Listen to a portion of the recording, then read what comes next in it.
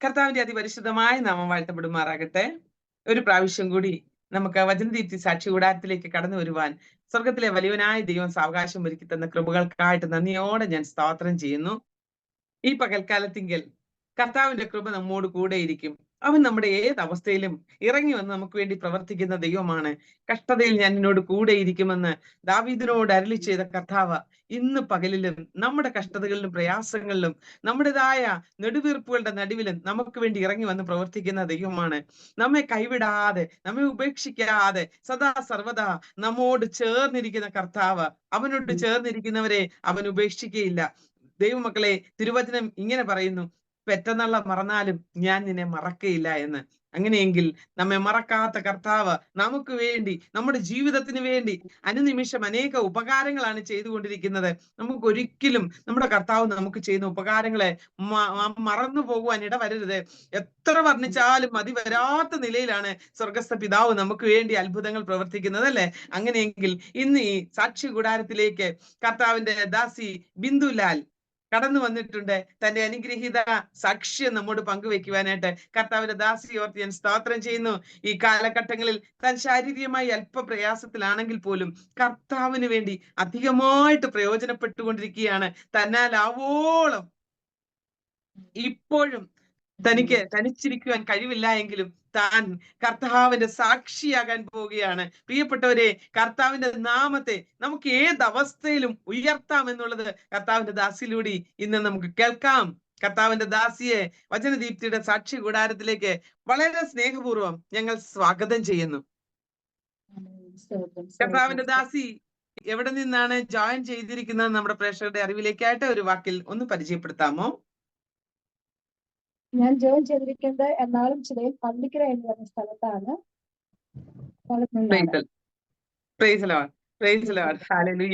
കർത്താവ് ഇന്ന് വരെ നിലനിർത്തി. ജീവിതത്തിൽ ഓടി നടന്ന കാലഘട്ടങ്ങളുണ്ട്. അവയിൽ നിന്നൊക്കെയും വ്യത്യസ്തമായ നിലകളിൽ ഇന്ന് 4 ചുവരിനുള്ളിൽ ആയിരിക്കുന്നു എങ്കിൽ പോലും കർത്താവിന്റെ സാന്നിധ്യം ഓരോ സെക്കൻഡിലും അനുഭവിച്ചു കൊണ്ടിരിക്കുക, അല്ലേ? അതെ അതെ, തീർച്ചയായിട്ടും. നമുക്ക് ആയിരിക്കുന്ന ഇടങ്ങളിൽ ദൈവവചനം ഇപ്രകാരം പറയുന്നു, സിംഹക്കൂട്ടിലേക്ക് ഇറങ്ങി വന്ന കർത്താവ്, സ്ത്രീക്കകത്തേക്ക് ഇറങ്ങി വന്ന കർത്താവ് ഏതവസ്ഥയിലും നമ്മോട് കൂടെ ഇറങ്ങി വന്ന് നമ്മെ വിടുവിപ്പാൻ ശക്തനായ ദൈവമാ. നാം കർത്താവ് ആക്കുന്ന സ്ഥാനങ്ങളിലും സമയങ്ങളിലും വിശ്വസ്തയോടെ നമ്മെ ആക്കുന്ന സമയങ്ങളിലൊക്കെ നാം ആയിരുന്നാൽ മതി. കർത്താവിന്റെ സാക്ഷ്യമാകേണ്ടതിന് കർത്താവ് നമ്മളെ ആക്കി വെച്ചിരിക്കുമ്പോൾ മടികൂടാതെ ഇന്ന് ഞങ്ങളുടെ ക്ഷണം സ്വീകരിച്ച് ഞങ്ങളുടെ നടുവിലേക്ക് കടന്നു വന്നതിന് വളരെ വളരെ ഞങ്ങൾക്ക് സന്തോഷമുണ്ട്. സാക്ഷി കൂടാരത്തിന്റെ പ്രേക്ഷകരും പ്ലാറ്റ്ഫോമിലായിരിക്കുന്ന പ്രിയപ്പെട്ടവരും ഇന്ന് കർത്താവിന്റെ ദാസിയുടെ സാക്ഷ്യം കേൾക്കുവാനായിട്ട് വളരെ സന്തോഷത്തോടെയും പ്രതീക്ഷയോടെയും ആയിരിക്കുകയാണ്. ആകയാൽ കർത്താവിന്റെ ദാസിക്ക് ഭവനത്തിൽ ആരൊക്കെയുണ്ട് എന്ന് പരിചയപ്പെടുത്തി തന്റെ ബാല്യകാല അനുഭവങ്ങൾ, കർത്താവ് തന്റെ ജീവിതത്തിൽ ചെയ്ത ഉപകാരങ്ങൾ, ഇന്ന് കർത്താവ് നടത്തുന്ന വിധങ്ങളെ ഒക്കെ സാക്ഷിക്കുവാൻ സമയമുണ്ട്. കർത്താവിന്റെ ദാസി തുടർന്നാട്ടെ.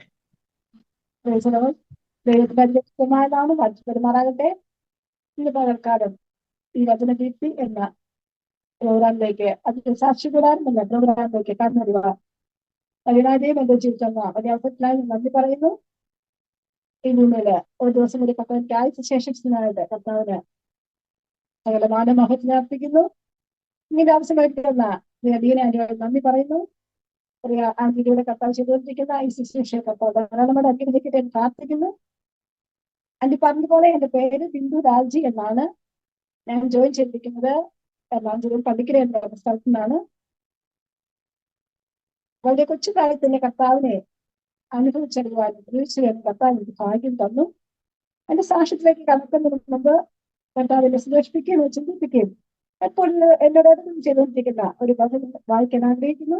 ഇതിന്റെ പ്രവാചകന്റെ പുസ്തകം 29-ാം അധ്യായം അതിന്റെ 11-ാം വാക്യം. നിങ്ങൾ പ്രത്യാശിക്കുന്ന ശുഭമായി വരുവാൻ തക്കവണ്ണം ഞാൻ നിങ്ങളെ കുറിച്ച് നിരൂപിക്കുന്ന നിരൂപണങ്ങൾ ഇന്നവ എന്ന് ഞാൻ അറിയുന്നു. അവ തിന്മയ്ക്കല്ല നന്മയ്ക്കെത്രയുള്ള നിരൂപണങ്ങളെന്ന് യഹോവയുടെ അമ്മമാര്. നമ്മളെ എല്ലാ മനുഷ്യർക്കും അവരുടെ ജീവിതത്തെ കുറിച്ച് ഒരാശയുണ്ട്, ഒരു പ്രത്യാശയുണ്ട്, അല്ലെ? മനുഷ്യർക്ക് എല്ലാവർക്കും ആശിക്കാൻ മാത്രമേ സാധ്യമാകത്തുള്ളൂ. എന്നാൽ അവരുടെ ആശ, അവരുടെ ആഗ്രഹം അതിന് നിവൃത്തികൾ എത്തിക്കുവാൻ കഴിയേണ്ട കർത്താവായ ദൈവത്തിന് മാത്രമാണ്. നാം പലതും ആഗ്രഹിക്കുകയും അതിനായി മാനുഷികമായിട്ടുള്ള കണക്കുകൊണ്ടൊക്കെ നടത്തുകയും ചെയ്യുമ്പോൾ നമ്മുടെ കർത്താവ് നമുക്ക് വേണ്ടി വിചാരിക്കുന്ന ഒരു വിചാരമുണ്ട്.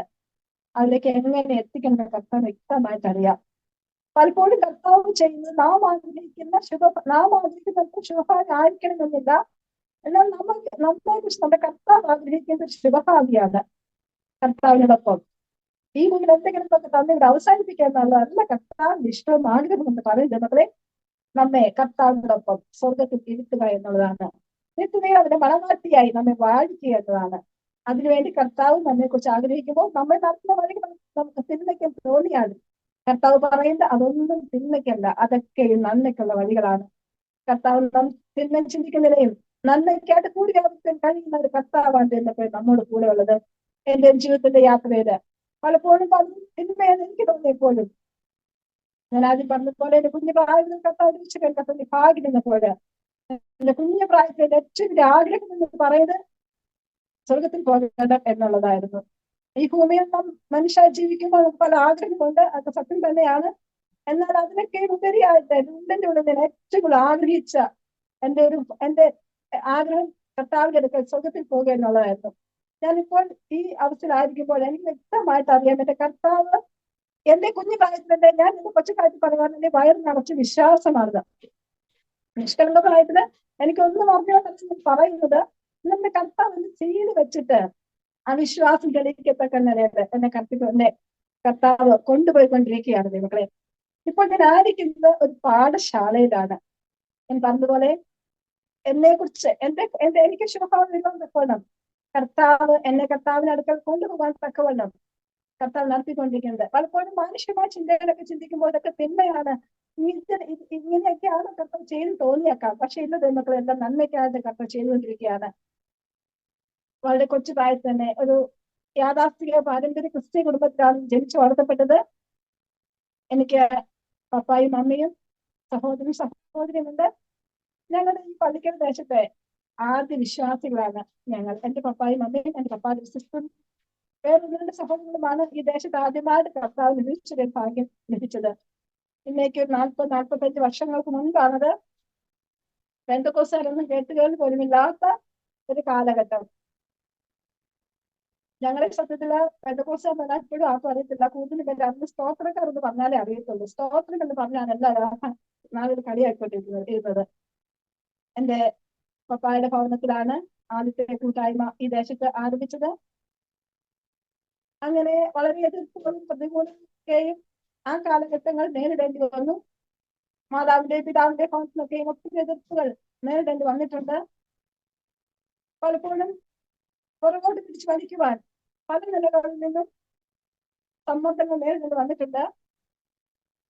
ശാരീരമായിട്ടൊക്കെ ഈ കഷ്ടങ്ങളിലൂടെ ഒക്കെയും കടന്നുപോയി ഏത് നിലയിലും കർത്താവിനെ തള്ളി പറയേണ്ടതായ പല സന്ദർഭങ്ങളും എന്റെ മാതാപിതാക്കളുടെ ജീവിതത്തിലും ഞങ്ങളുടെ എല്ലാം ജീവിതം വന്നിട്ടുണ്ടാൽ അവിടെ ഒന്നും കർത്താവ് കൈവിടാതെ ഞാൻ നിന്നെ കൈവിട്ടില്ല ഉപേക്ഷിക്കുന്നില്ല എന്ന് പറഞ്ഞ കർത്താവ് വിളിച്ചത് വിശ്വസ്തനാകിയാൽ ഞങ്ങളെ കൊണ്ടുപോയിക്കൊണ്ടിരിക്കുന്നു. ഇന്ന് വരെ ഈ 45 വർഷത്തിനിടയ്ക്ക് ഒത്തിരി ഞങ്ങളെ വ്യക്തമായ അടുത്തറിയാവുന്നവർക്ക് എല്ലാം അറിയാം. ഞങ്ങളെല്ലാവരും മാറി മാറി പലവിധമായ കഷ്ടങ്ങളിലൂടെ കടന്നുപോയിട്ടുണ്ട്. അവിടെ ഒന്നും തളർന്നു പോകാതെ ക്ഷീണിച്ചു പോകാതെ കർത്താവ് ഞങ്ങളെ നടത്തിക്കൊണ്ടിരിക്കുന്നു. വിശ്വാസത്തിന്റെ ആരംഭകാലങ്ങളിലൊക്കെ പറഞ്ഞാല് എന്റെ പപ്പായും മമ്മിയൊക്കെ വിശ്വാസത്തിലേക്ക് വന്നിട്ട് വളരെ തീവ്രമായിട്ട് ദൈവത്തെ ആരാധിക്കുകയും എന്താ പറയാ അങ്ങനെ ഒരു ആ ഒരു കാലഘട്ടങ്ങളിൽ നമ്മുടെ ഇപ്പോഴത്തെ അല്പമൊന്നും ആയിരുന്നില്ല. അന്നത്തെ കാലം ചെറിയ കാര്യം പോലും വലിയ പാവമാണ് കരുതി നമ്മളെ പഠിപ്പിക്കുകയും ഞങ്ങളെ വിശ്വസിക്കുകയും അങ്ങനെ തന്നെ ജീവിക്കുകയും ചെയ്തിരുന്ന ഒരു കാലമാണ്.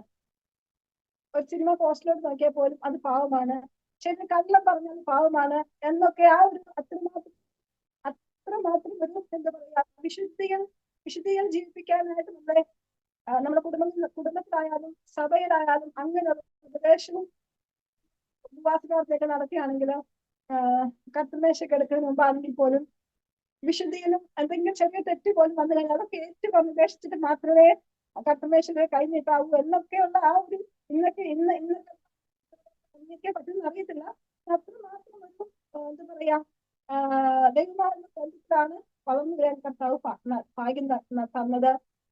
എന്റെ പപ്പായുടെ ഭവനത്തിൽ വെച്ചിട്ട് ഒരു ദേവദാസിനെ ക്രൂരമായിട്ട് സുവിശേഷ വിരോധികൾ മർദ്ദിച്ചിട്ടുണ്ട്.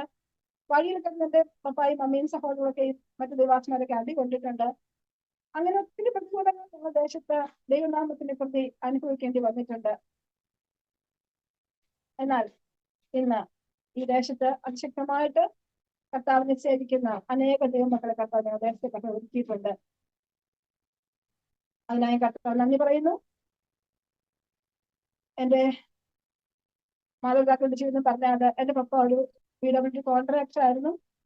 എന്നാൽ വിശ്വാസ ജീവിതത്തിലേക്ക് വന്നപ്പോൾ വിശ്വാസ ജീവിതവും കോൺട്രാക്ട് വർക്കും കൂടി ഒത്തുപോകത്തില്ല എന്നുള്ള തിരിച്ചറിവില് എന്റെ പപ്പ അത് ഉപേക്ഷിച്ചു. സാധാരണ എല്ലാവരും കർത്താവ് അറിയുന്നത് കഷ്ടങ്ങളും പ്രയാസങ്ങളും അല്ലെങ്കിൽ രോഗങ്ങളും കടങ്ങളും ഒക്കെ കേട്ടിട്ടാണ്, ആ ഒരു സാഹചര്യത്തിന് വിടുതൽ കിട്ടിയിട്ടാണ് കർത്താവിനെ സാധാരണ എല്ലാവരും അറിയുന്നതായിട്ട് നമ്മൾ കേൾക്കാറുള്ളത് കൂടുതൽ പേര്. എന്നാൽ ഞങ്ങൾക്ക് അങ്ങനെയൊന്നും ആയിരുന്നില്ല. പ്രത്യേകമായിട്ട് കഷ്ടമൊന്നും പറയാനുണ്ടായിരുന്നില്ല. ദേശത്ത് ദേവദാസന്മാർ വന്നു, ദൈവം അതിന് സംസാരിച്ചു, എന്റെ മമ്മി ബൈബിൾ വായിച്ചു, അസത്യമാണെന്ന് മനസ്സിലാക്കി. അങ്ങനെ ആണ് കർത്താവിനെ അറിഞ്ഞത്. കർത്താവിനെ അറിഞ്ഞ ശേഷമാണ് ഞങ്ങൾ ജീവിതത്തിൽ സത്യത്തില് കഷ്ടങ്ങൾ വരാനിടയായത്. സാമ്പത്തികമായിട്ട് വളരെ ഒരുമാതിരി നല്ല രീതിയിൽ പോയിക്കൊണ്ടിരിക്കാൻ ഞങ്ങൾക്ക് എന്റെ പപ്പ ഞാൻ പറഞ്ഞ കോൺട്രാക്ട് ഒക്കെ ഉപേക്ഷിച്ചു. അതിനുശേഷം ഒത്തിരി സാമ്പത്തികമായ ജീവിതങ്ങൾ നേരിടേണ്ടതായിട്ട് വന്നു. അതുവരെയും നല്ല രീതിയിലുള്ള ആഹാരങ്ങളും എല്ലാം കഴിച്ച് ഞങ്ങൾക്ക് വീണ്ടും റേഷൻ കുറച്ചു കാലത്തേക്ക് റേഷനരി മാത്രം വാങ്ങുന്ന ഒരു അനുഭവത്തിലേക്ക് പോകാനിടയായിട്ട് വന്നു. കാരണം പപ്പ കോൺട്രാക്ട് ഒന്ന് നിർത്തി കഴിഞ്ഞു പിന്നെ മറ്റൊന്നും യാതൊരു കാര്യവും പോകാത്ത ഒരു അനുഭവങ്ങളൊക്കെ ഉണ്ടായിരുന്നു. അങ്ങനെ കാലം മുമ്പോട്ട് പോയിക്കൊണ്ടിരുന്നു. എന്റെ മമ്മി വീണ്ടും രോഗിയായി. ക്യാൻസർ രോഗത്താൽ മമ്മി ഭാരപ്പെട്ടു. നീണ്ട 10 വർഷക്കാലം മമ്മിക്ക് ഈ രോഗം ഉണ്ടായിരുന്നിട്ടും മമ്മി ഇത് ആരോടും പറഞ്ഞില്ല. കാരണം മമ്മിയുടെ ആഗ്രഹം എന്ന് പറയുന്നത് ദൈവത്താൽ ഒരു സൗഖ്യം ഉണ്ടാകണമെന്നായിരുന്നു. തീവ്രമായ വിശ്വാസത്തിന് ഉടമയായിരുന്നു എന്റെ മമ്മി. ശക്തമായ ആരാധനയും പ്രാർത്ഥനയും ഒക്കെ ദൈവശബ്ദം കേൾക്കുകയും ഒക്കെ ചെയ്തുകൊണ്ടിരുന്ന ഒരു ദൈവവിശ്വാസി. അതുകൊണ്ട് തന്നെ ട്രീറ്റ്മെന്റ് ഒന്നും വേണ്ട, കർത്താവ് സൗഖ്യമാക്കട്ടെ എന്ന പ്രതീക്ഷയോടെ കാത്തിരുന്നു. എന്നാൽ 10 വർഷത്തിന് ശേഷം കഠിനമായ ബ്ലീഡിങ് മറ്റുള്ളവർ മനസ്സിലാക്കി. അങ്ങനെയാണ് എന്റെ മമ്മി ഹോസ്പിറ്റലിൽ കൊണ്ടുപോയി അഡ്മിറ്റ് ആക്കുകയൊക്കെ ചെയ്തത്. ലിസി ഹോസ്പിറ്റലിലാണ് ഓപ്പറേഷൻ ചെയ്തു. അവിടെ നിന്ന് അമല ഹോസ്പിറ്റലിലോട്ട് ഓപ്പറേഷൻ ചെയ്ത് കഴിഞ്ഞപ്പോൾ ആ ഡോക്ടർ പറഞ്ഞത് വലിയൊരു കിഡ്നി ട്രെയിൻ നിറച്ച് നമ്മുടെ ഫീറ്റസിന് എടുത്ത ആ മുഴയായിരുന്നു. അമല ഹോസ്പിറ്റലിൽ ട്രീറ്റ്മെന്റ് നടക്കുന്ന സമയത്ത് മമ്മിയുടെ ഒപ്പം ട്രീറ്റ്മെന്റ് ചെയ്ത മിക്കവരെല്ലാം തന്നെ മരണപ്പെട്ടു. 25 റേഡിയേഷനും അതോടൊപ്പം കീമോതെറാപ്പിയും ഒക്കെ ചെയ്തു. മമ്മിയെ കർത്താവിന്റെ വായിച്ചു വന്നിരിക്കുന്നു. ആ കാലഘട്ടത്തിൽ അനേക ദൈവമക്കളുടെ പ്രാർത്ഥന എന്റെ മമ്മിക്ക് കോട്ടയായിരുന്നു. ഒത്തിരി പേര് ഭവനത്തിൽ കടന്നതും മറ്റുള്ള ചർച്ചിലൊക്കെ ഉപവാസ പ്രാർത്ഥനയുമായിട്ട് വളരെ താഴ്ന്നതും അതിന്റെ സപ്പോർട്ടുമായിട്ട് പോലും മുഖ്യ ദേവദാസന്മാർ ദൈവമക്കളുമുണ്ട്. അവരോടും ഞാൻ നന്ദിയോ പറയുകയാണ്. അങ്ങനെ ഞങ്ങളുടെ ജീവിതം മുമ്പോട്ട് പോയിക്കൊണ്ടിരുന്നു. ഞാൻ ആദ്യം പറഞ്ഞു എന്റെ കുഞ്ഞു പ്രായത്തിലൊക്കെ ദൈവമെന്ന് പറഞ്ഞാൽ യേശുക്കർത്താവെന്ന് പറഞ്ഞാൽ എനിക്ക് വളരെ എന്താ പറയാ, എനിക്ക് അത്രമാത്രം യേശുക്കർത്താവിനെ സ്നേഹിച്ചിരുന്നു. എന്റെ ഒരു 5 വയസ്സുള്ള സമയത്താണ് വിശ്വാസത്തിലേക്ക് ഞങ്ങൾ കടന്നു വരുന്നത്. അപ്പൊ ഞങ്ങൾ ഇങ്ങനെ മീറ്റിങ്ങിനൊക്കെ കടന്നു പോകുമ്പോ ആരും പറഞ്ഞിട്ടല്ല, ഞാൻ കൊച്ചു കുപ്പിക്കകത്ത് അല്പം വെള്ളം എടുക്കും. കാരണം ബൈബിൾ ക്ലാസ് ഒക്കെ നടക്കുമ്പോൾ കൊച്ചു കുഞ്ഞല്ലേ, എനിക്കൊന്നും മനസ്സിലാവത്തില്ല. അപ്പൊ അപ്പുറം കേട്ടോണ്ടിരിക്കുമ്പോൾ ഉറക്കം വരും. അപ്പൊ ഉറങ്ങി പോകാതിരിക്കാൻ കണ്ണേ തൂക്കാനായിട്ട് ഞാൻ കൊച്ചു കുപ്പിക്കകത്ത് വെള്ളം എടുത്തിട്ടാണ് പോകുന്നത്. കാരണം യേശുക്കൾക്ക് സ്നേഹമുള്ളത് കൊണ്ടാണ്. അങ്ങനെ എന്റെ കൊച്ചു പ്രായത്തില് പിന്നെ എന്റെ ആഗ്രഹമായിരുന്നു ഒരു മിഷണറി ആഗ്രഹമായിരുന്നുള്ളത്. എന്റെ പപ്പായുടെ സിസ്റ്റർ ഗോസ്ബൽ നാഷണൽ വർക്ക് ചെയ്യുന്ന ഒരു ആന്റി ആയിരുന്നു. അപ്പൊ ആന്റി പോയിട്ട് വന്നിട്ട് ആദിവാസികളുടെയും ചേരിവാസികളുടെയും അതുപോലെ കുഷ്ഠരോഗികളുടെ ഒക്കെ ഇടയിൽ ഉള്ള പ്രവർത്തനങ്ങളെ പറ്റിയൊക്കെ ഉള്ള കാര്യങ്ങൾ വീട്ടിൽ വന്ന് പറയുമ്പോൾ എന്റെ ഉള്ളിൽ ഭയങ്കര ആഗ്രഹമായിരുന്നു ഇങ്ങനെ ഉള്ള അടുക്കൽ പോയി മിഷൻ പ്രവർത്തനം നടത്തണം. കൊച്ചു കാര്യം നന്നായി പഠിക്കാൻ കർത്താവ് എനിക്ക് തുറന്നു വന്നിരുന്നു. അതുകൊണ്ട് ക്ലാസ്സിലൊക്കെ ഫസ്റ്റ് ആയിരുന്നു ഞാൻ. ഇപ്പൊ ക്ലാസ്സിൽ ടീച്ചർമാര് കൊച്ചു കാര്യം ചോദിക്കും നിങ്ങളുടെ അംബീഷൻ എന്താണെന്നൊക്കെ ചോദിക്കുന്ന ഒരു ഇതുണ്ടല്ലോ. അപ്പൊ അങ്ങനെ ചോദിക്കുമ്പോൾ എന്റെ അംബീഷനായിട്ട് പറയുന്നത് എനിക്ക് മിഷണറി ആവുന്നതാണ്. അപ്പം എന്റെ ക്ലാസ് അല്പം നന്നായിട്ട് പഠിക്കുന്ന വ്യക്തി ആയതുകൊണ്ട് ടീച്ചർ ചോദിക്കും എന്താ നിനക്ക് ഡോക്ടർ ആവണ്ടേ, നിനക്ക് എഞ്ചിനീയർ ആവണ്ടേ, നിനക്ക് അങ്ങനെ വേണ്ടതൊക്കെ ചോദിക്കുമ്പോൾ ഞാൻ വേണ്ട എനിക്ക് മിഷണറി ആവണം. എന്നാൽ അങ്ങനെ കൊച്ചുകാലത്ത് അങ്ങനെ ആഗ്രഹം ഉണ്ടായിരുന്നെങ്കിലും പക്ഷെ എന്റെ വളർന്നു വന്ന പ്രായത്തിൽ തന്നെ എന്റെ ചിന്തകൾ അല്പം ഡീവിയേറ്റ് ചെയ്തു പോയി. പിന്നെ എന്റെ ഭവനത്തിൽ എന്ന് പറഞ്ഞാല് ഞങ്ങളുടെ ഭവനത്തിലാണ് ആരാധന നടന്നുകൊണ്ടിരുന്നത്. അതിൽ നിന്നൊരു ഫെയ്ത്ത്ഫുൾ അന്തരീക്ഷത്തിലാണ് ഞങ്ങൾ വളർന്നത്. പലയിടങ്ങളിലും ഒത്തിരി ദേവദാസന്മാരും ദൈവമക്കളും ഒക്കെ കടന്നു വരികയും അന്നത്തെ കാലം എന്ന് പറഞ്ഞ ഇന്നത്തെ കാലം പോലല്ല. ദിവസങ്ങളോളം ഉപവാസവും പ്രാർത്ഥനയും വളരെ ദൂരത്തൊക്കെ നടന്നിട്ടാണ് ആളുകൾ വരുന്നത്. എന്നാൽ പോലും ഒരു ആത്മീയ തീഷ്ണത എല്ലാവർക്കും ഉണ്ട്. ദിവസങ്ങളും നമ്മുടെ ഭവനത്തിൽ താമസിക്കുകയും പ്രാർത്ഥിക്കുകയും രാവിലെ ഉച്ചയ്ക്കും വൈകിട്ടും ഒക്കെ മീറ്റിംഗുകൾ നടത്തുകയും ഒക്കെ ചെയ്യുന്ന ഒരു അനുഭവമായിരുന്നു. അതുകൊണ്ട് ആദ്യമായിട്ട് നമുക്ക് വളരെ ഇപ്പം ഭൗതികമായി നമുക്ക് കുറവുകൾ ഉണ്ടാകാം. ഇന്നത്തെ കാലഘട്ടം പോലുള്ള ഭദ്രത ഒന്നും വന്നില്ലെങ്കിലും എല്ലാവരും ആദ്യമായി നല്ല സമ്പന്നരായിരുന്നു. ഒരു പ്രത്യേക സന്തോഷം എല്ലാ ഹൃദയങ്ങളിലും ഉണ്ടായിരുന്നു. തമ്മിൽ തമ്മിൽ സ്നേഹമുണ്ടായിരുന്നു, ഒരു കൂട്ടായ്മ ബന്ധമുണ്ടായിരുന്നു. ഏതെങ്കിലും ദൈവമക്കൾക്ക് എന്തെങ്കിലും ഒരു പ്രയാസമുണ്ടായാൽ തമ്മിൽ തമ്മിൽ ഇരിക്കുക, പ്രാർത്ഥിക്കുക, ഷെയർ ചെയ്യുക, അതൊക്കെ എന്ന് പറഞ്ഞാൽ മറക്കാൻ കഴിയാത്ത ഒരു അനുഭവമായിരുന്നു നമ്മളെ. അങ്ങനെ എന്റെ 10ാം ക്ലാസ്സിൽ പഠിക്കുമ്പോൾ ഇങ്ങനെ ഇതുപോലെ ഒരു ഉപവാസ പ്രാർത്ഥന നടക്കുക. ആ സമയത്ത് എല്ലാവരും ദേവദാസനുണ്ട് നമ്മുടെ ഭവനത്തില് മീറ്റിംഗ് നടക്കുന്ന സമയത്ത്. അപ്പൊ എല്ലാവരും ദൈവാലോചന പറയുന്നുണ്ട്, എന്നോട് മാത്രം ദൈവാലോചന പറയുന്നില്ല. അപ്പൊ 6 ദിവസം വൈകിട്ടായപ്പോഴേക്കും എനിക്ക് ഭയങ്കര സങ്കടമായി. ഞാൻ എന്റെ കർത്താവിനോട് പറയാ, കർത്താവ് എന്നോട് മാത്രം എന്തൊന്നും പറയാത്ത, എല്ലാവരോടും പറയുന്നില്ല, പ്രതീക്ഷയോടെ കാത്തിരിക്കുക, എന്നോട് പറയുന്നില്ല എന്ന് പറയുമ്പോൾ എന്റെ ഹൃദയത്തിന്റെ വേദന അറിഞ്ഞ കർത്താവ് ആ ദേവദാസൻ വന്നിട്ട് എന്റെ തല കഴിച്ചിട്ട് പറഞ്ഞു, നീ പറയുന്നതെല്ലാം ഞാൻ കേൾക്കുന്നുണ്ട്, എന്നെ മാത്രം കർത്താവെ നിനക്ക് വേണ്ടേ എന്ന് ചോദിച്ചു നീ പറയുന്ന എനിക്ക് സങ്കടം എല്ലാം കേൾക്കുന്നു. ഞാൻ നിന്നെ പ്രബോധനത്താൽ നിറയ്ക്കാന്ന് പറഞ്ഞ തലയിലോട്ടൊന്ന് കൈ വെക്കുകയും ഞാൻ ഈ ശബ്ദം കേൾക്കുകയാണ്, മേഘാതുലായവൻ അരുളി ചെയ്യുന്നു എന്ന് പറഞ്ഞ ദൈവശബ്ദം കേൾക്കുകയും കർത്താവിന്റെ പ്രബോധനത്താൽ നിറയ്ക്കുകയും ചെയ്തു. അന്ന് 10ൽ പഠിക്കുന്ന സമയമാണ്. എന്നാൽ എനിക്ക് കർത്താവിന്റെ അങ്ങനെ ഒരു കൃപാവനം നിറച്ചെങ്കിലും എന്റെ അതേ കാലം എനിക്ക് നീണ്ടു നിൽക്കാൻ കഴിഞ്ഞില്ല. എനിക്ക് വ്യാപാരം ചെയ്യാൻ കഴിഞ്ഞില്ല. കോളേജിലോട്ടൊക്കെ പോയി കഴിയുമ്പോഴേക്കും ഓട്ടോമാറ്റിക്കലി അതിന്റെ ഒരു നഷ്ടപ്പെട്ടു പോകാനായിരുന്നു. 6ാം ക്ലാസ്സിൽ പഠിക്കുമ്പോൾ പരിശുദ്ധാഭിഷേകത്താൽ നിറയപ്പെടാൻ കർത്താവ് എനിക്ക് ഭാഗ്യം തന്നു. 9ാം ക്ലാസ്സിൽ പഠിക്കുമ്പോഴാണ് സ്നാനപ്പെടുന്നത്. സ്നാനപ്പെടുമ്പോൾ ഇതാണ്, ഞാൻ അന്ന് ചെറിയ സൈസാണ്, എനിക്ക് വലിയ വണ്ണം പൊക്കമൊന്നുമില്ല. അപ്പം ഞാൻ സ്നാനപ്പെടാനായിട്ട് ആഗ്രഹിച്ച് ദൈവാസം വന്നപ്പോൾ ദൈവാസം എന്ന് പറഞ്ഞു, നീ കുഞ്ഞാണ്, നിനക്ക് സ്നാനപ്പെടാറായിട്ടില്ല എന്ന് എന്നോട് ഇങ്ങനെ പറഞ്ഞു. അപ്പൊ ഞാൻ ദൈവാസം ചോദിച്ചു, ദൈവാസ എനിക്ക് വിശ്വാസം, ഞാൻ എന്റെ കർത്താവിനെ സ്നേഹിക്കുന്നു, ഇന്ന് കർത്താവ് വന്നാല് എന്തെങ്കിലും ദിവസം കർത്താവ് വന്നാൽ ഞാൻ എടുക്കപ്പെട്ടില്ലെങ്കിൽ ദൈവദാസൻ അതിന് ഉത്തരവാദിത്വം പറയാൻ പറ്റുമോ എന്ന ചോദ്യം അദ്ദേഹം ചോദിക്കാനായിരുന്നു. എന്നെ പോലെ ഞാൻ വളരെ സാക്ഷ്യം കേട്ടിട്ടുണ്ട്. പണ്ട് കാലത്ത് കുഞ്ഞുങ്ങളെല്ലാം ഹൃദയത്തിൽ അവർ യേശു കർത്താവിനെ വിളിച്ചാണ്, അല്ലെങ്കിൽ യേശു കർത്താവ് സ്നാനത്തെ പറ്റി അല്ലെങ്കിൽ കർത്താവിന് ചേരണമെന്നുള്ള ആഗ്രഹത്തോടെയാണ് കൂടുതലും കുഞ്ഞുങ്ങളെ കർത്താവിന്റെ അടുത്ത് സാക്ഷീകരിച്ചു കൊണ്ടിരുന്നത്. ഒരു ചടങ്ങായിട്ടല്ല. ഞാനും ഒരു ചടങ്ങായിട്ടല്ല, എന്റെ കർത്താവിന് ഒരു തന്നെ കർത്താവിനെ സാക്ഷിയപ്പനും കർത്താവ് ഭാഗ്യം എന്താണ്. അങ്ങനെ രൂപോട്ട ജീവിതയാത്രയില് 10ാം ക്ലാസ് കഴിഞ്ഞു, 12ാം ക്ലാസ് കഴിഞ്ഞു. എനിക്ക് മിഷണറി ആഗ്രഹം ഒരു വശത്തെ ആഗ്രഹം ഉണ്ടെങ്കിലും അതിന്റെ ഇടയിൽ എന്റെ ബ്രദറ്, എനിക്ക് പപ്പായും മമ്മിയും എന്റെ സഹോദരിയാണ്. ഞാൻ പറഞ്ഞ എന്റെ പപ്പ ജോലിയൊക്കെ കോൺട്രാക്ട് വർക്കൊക്കെ നിർത്തി വീട്ടിലിരിക്കുകയാണ്. അപ്പം എന്റെ ഭവനത്തെ മുമ്പോട്ട് കൊണ്ടുപോകേണ്ട എന്റെ ബ്രദറാണ്. ബ്രദറിനെ മറ്റ് ഡിഗ്രി +2 കഴിഞ്ഞ് ഡിഗ്രി ഒക്കെ പഠിക്കാൻ ആഗ്രഹിച്ചെങ്കിലും അദ്ദേഹത്തിന് മുമ്പോട്ട് അങ്ങനെ പോകാൻ കഴിഞ്ഞില്ല. അദ്ദേഹത്തെ കർത്താവിന്റെ വേലയ്ക്കായിട്ട് വേർതിരിച്ചിരുന്നു. അതുകൊണ്ട് പല സെക്യുലർ വിദ്യാഭ്യാസമുള്ള വഴികളൊക്കെ ദൈവം തന്നെ അടച്ചു.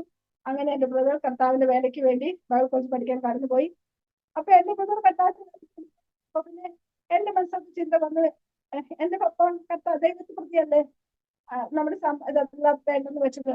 അപ്പൊ എന്റെ പാരന്റ്സിനെ സഹായിക്കണം എന്നുള്ള ചിന്ത എന്റെ ഹൃദയത്തിലുണ്ടായി. അതുകൊണ്ട് ഞാൻ +2 കഴിഞ്ഞിട്ട് നഴ്സിംഗ് പഠനം തിരഞ്ഞെടുത്തു. എനിക്ക് നഴ്സിംഗ് ആക്ച്വലി ഇഷ്ടമായിരുന്നില്ല. എന്റെ മനസ്സിലത്ത് എനിക്ക് മാത്സ് ആണ് ഏറ്റവും കൂടുതൽ ഇഷ്ടം. എഞ്ചിനീയറിംഗോ അല്ലെങ്കിൽ ചാർട്ടേഡ് അക്കൗണ്ടൻസി അങ്ങനെ പഠിക്കുന്നൊക്കെയാണ് ഉള്ളിന്റെ ആഗ്രഹം. പക്ഷെ പെട്ടെന്ന് ജോലി കിട്ടാനുള്ള സാധ്യത കണക്കിലെടുത്തുകൊണ്ടാണ് നഴ്സിംഗ് ഞാൻ തിരഞ്ഞെടുത്തത്. അങ്ങനെ നഴ്സിംഗിന് കർത്താവ് എനിക്ക് ഡൽഹിയിലെ സെന്റ് ജോസഫ് ഹോസ്പിറ്റലിൽ പഠിക്കേണ്ട അവസരം തന്നു. ഞാനവിടെ എന്റെ നഴ്സിംഗ് പഠനം പൂർത്തിയാക്കി.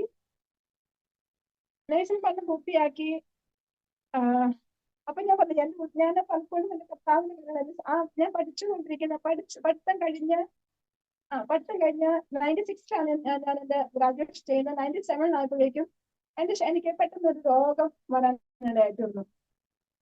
പെട്ടെന്നൊരു ദിവസം നോക്കുമ്പോൾ എനിക്ക് ബ്ലീഡിങ് ആണ്. ആ ബ്ലീഡിങ്ങിന് ഞാൻ ഹോസ്പിറ്റലിൽ അഡ്മിറ്റ് ആയി. ടെസ്റ്റ് ചെയ്തിട്ടെല്ലാം ടെസ്റ്റിനകത്തെല്ലാം നോർമലാണ്. എന്തുകൊണ്ടാണ് എനിക്ക് ബ്ലീഡിംഗ് എന്ന് മനസ്സിലാകുന്നില്ല. അങ്ങനെ 6 ദിവസത്തോളം ഹോസ്പിറ്റലിൽ കിടന്നു. ഡോക്ടേഴ്സ് എല്ലാം ടെസ്റ്റും ചെയ്ത് ഹോസ്പിറ്റലിൽ തന്നെ എല്ലാ ട്രീറ്റ്മെന്റും ചെയ്തു. പക്ഷെ എനിക്ക് എന്തുകൊണ്ട് ബ്ലീഡിങ് വരുന്നത് മനസ്സിലാവുന്നില്ല. എന്തായാലും 6 ദിവസം എന്റെ ബ്ലീഡിങ് ഓട്ടോമാറ്റിക്കലി സ്റ്റോപ്പ് ആയി. അപ്പോഴേക്കും ഞാൻ അത്യാവശ്യം സൈസ് ഒക്കെ ഉണ്ടായിരുന്നു. ഞാൻ എന്റെ HB 12.something ഉണ്ടായിരുന്നു. അതിൽ നിന്ന് നേരെ 6.5 6 ദിവസം കൊണ്ട് കുറയാതായിട്ട്. 6-ാം ദിവസം ബ്ലീഡിങ് സ്റ്റോപ്പായി. ഞാൻ വീട്ടിൽ എന്നെ ഡിസ്ചാർജ് ചെയ്തു. വീട്ടിൽ ഞാൻ റൂമിലോട്ട് മടങ്ങി വന്നു. എനിക്ക് കുറച്ച് ദിവസം റെസ്റ്റ് ഒക്കെ തന്നു. അപ്പം ആ സമയങ്ങളൊക്കെ നമ്മൾ എന്തെങ്കിലും വന്നു കഴിഞ്ഞാൽ ഇന്നത്തെ പോലെ പെട്ടെന്ന് ഫോൺ ചെയ്ത് പറയുന്ന അവസരങ്ങളൊന്നും ഇല്ല. തന്നെയല്ല, നാട്ടിൽ നിൽക്കുന്ന മാതാപിതാക്കൾ ഒത്തിരി വേദനിക്കല്ലോ വിഷമിക്കല്ലോ എന്ന് പറഞ്ഞിട്ട് ഞാൻ ഈ വിഷയം നാട്ടിൽ പറഞ്ഞില്ല.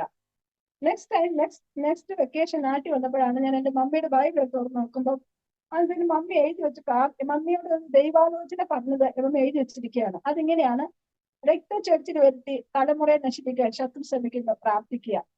അപ്പം സ്വാഭാവികമായിട്ടും തലമുറ എന്ന് പറയുമ്പോൾ ഒരു പെൺപൈ തന്നെ ആയിരിക്കും, ആൺകുട്ടികളായിരിക്കും തലമുറകൾ ചിന്തിക്കുന്നത്. മമ്മി എനിക്ക് ഒരിക്കലും എന്നെ ആണെന്ന് വിചാരിച്ചില്ല, പക്ഷെ മമ്മി പ്രാർത്ഥിക്കുന്നുണ്ടായിരുന്നു.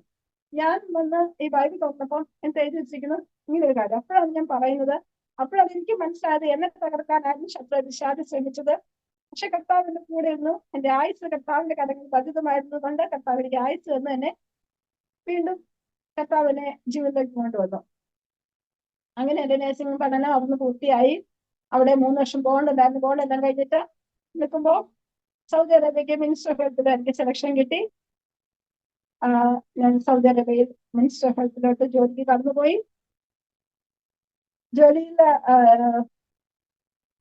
ജോലി പ്രവേശിച്ചു. 1 വർഷം കഴിഞ്ഞ് വീണ്ടും ഞാൻ നാട്ടിൽ മടങ്ങി വന്നു. മടങ്ങി വന്ന സമയത്ത് എന്റെ വിവാഹ പരിപാടിയായിരുന്നു. അപ്പം ഞാൻ ഡൽഹിയിലാക്കിയ സമയത്ത് തന്നെ കർത്താവ് എന്നോട് ഒരു ദൈവാലോചന പറഞ്ഞിരുന്നു. വസ്തിക്ക് പകരം എസ്തറിനെ പോലെ ഒരു പകരക്കാരിയായിട്ടാണ് എന്റെ വിവാഹം നടക്കാൻ പോകുന്നത്. അപ്പൊ കൊച്ചു പ്രായങ്ങൾ 10-25 വയസ്സായി ദൈവാലോചന പറഞ്ഞപ്പോൾ എനിക്ക് ഭയങ്കര ടെൻഷനായി. എന്തുകൊണ്ട് കർത്താവെ ഒരു പകരക്കാരി എന്നൊക്കെ പറയുമ്പോൾ സെക്കൻഡ് മാരേജ് അങ്ങനെയൊക്കെ ഞാൻ ചിന്തിക്കുന്നത്. പക്ഷേ ദൈവമക്കളെ, കർത്താവ് എനിക്ക് വേണ്ടി കരുതിയത് അതുപോലെ തന്നെ ഒരു അവസ്ഥയിലായിരുന്നു. എന്റെ ഹസ്ബൻഡ് വീട് കോട്ടയത്താണ്. കച്ചിക്കോട്ട് സീനിയർ പാസ്റ്റർ ആയിരിക്കുന്ന പാസ്റ്റർ MO ഏലിയാസ് അവരുടെ മൂത്ത മകനാണ്. അദ്ദേഹം സൗദി അറേബ്യയിൽ തന്നെയാണ് ജോലി ചെയ്തുകൊണ്ടിരിക്കുന്നത്. പക്ഷേ ഞാൻ 2 സ്ഥലത്തായിരുന്നു. 1500 കിലോമീറ്റർ ദൂരെയാണ്. അച്ഛന് ഓൾറെഡി ഒരു വിവാഹം എല്ലാം ആലോചിച്ച് സെറ്റ് ചെയ്ത് എല്ലാം റെഡിയാക്കിയതാണ്. പക്ഷെ എന്നോടുള്ള ദൈവത്തിന്റെ ആലോചന നിവൃത്തിയാക്കേണ്ടതിന് ആ വിവാഹം മാറിപ്പോയി. അങ്ങനെയാണ് എന്നെ അച്ഛൻ വിവാഹം കഴിക്കുന്നത്. അങ്ങനെ കർത്താവിന്റെ കൃപയാല് ഞാൻ വിവാഹിതരായി. കർത്താവ് ഞങ്ങൾക്ക് ദാനമായി കുഞ്ഞിന് തന്നു. അവന്റെ പേര് ഏബൽ എന്നാണ്. അവനിപ്പോ 21 വയസ്സുണ്ട്. നാട്ടിൽ BCom പഠനം പൂർത്തീകരിച്ചിട്ട് ഇപ്പോൾ UK-യിലെ ലണ്ടനടുത്ത് ചെംസ്ഫോർഡ് എന്ന സ്ഥലത്ത് മാസ്റ്റേഴ്സിന് കടന്നുപോയിരിക്കുകയാണ്. 1 മാസമായി കടന്നുപോയിട്ട്. അങ്ങനെ എനിക്ക് കർത്താവ് ഒരു കുഞ്ഞിനെ ദാനമായി തന്നു. അവന് 1 വയസ്സായ സമയത്ത്. അപ്പം ഞങ്ങള് 3 പേര് 3 സ്ഥലത്തായി. ഞാൻ വേറെ സ്ഥലത്ത്, എന്റെ ഹസ്ബൻഡ് മറ്റൊരിടത്ത്. എന്റെ കുഞ്ഞിനെ നാട്ടിട്ടിട്ടാണ് ഞങ്ങൾ പോയത്.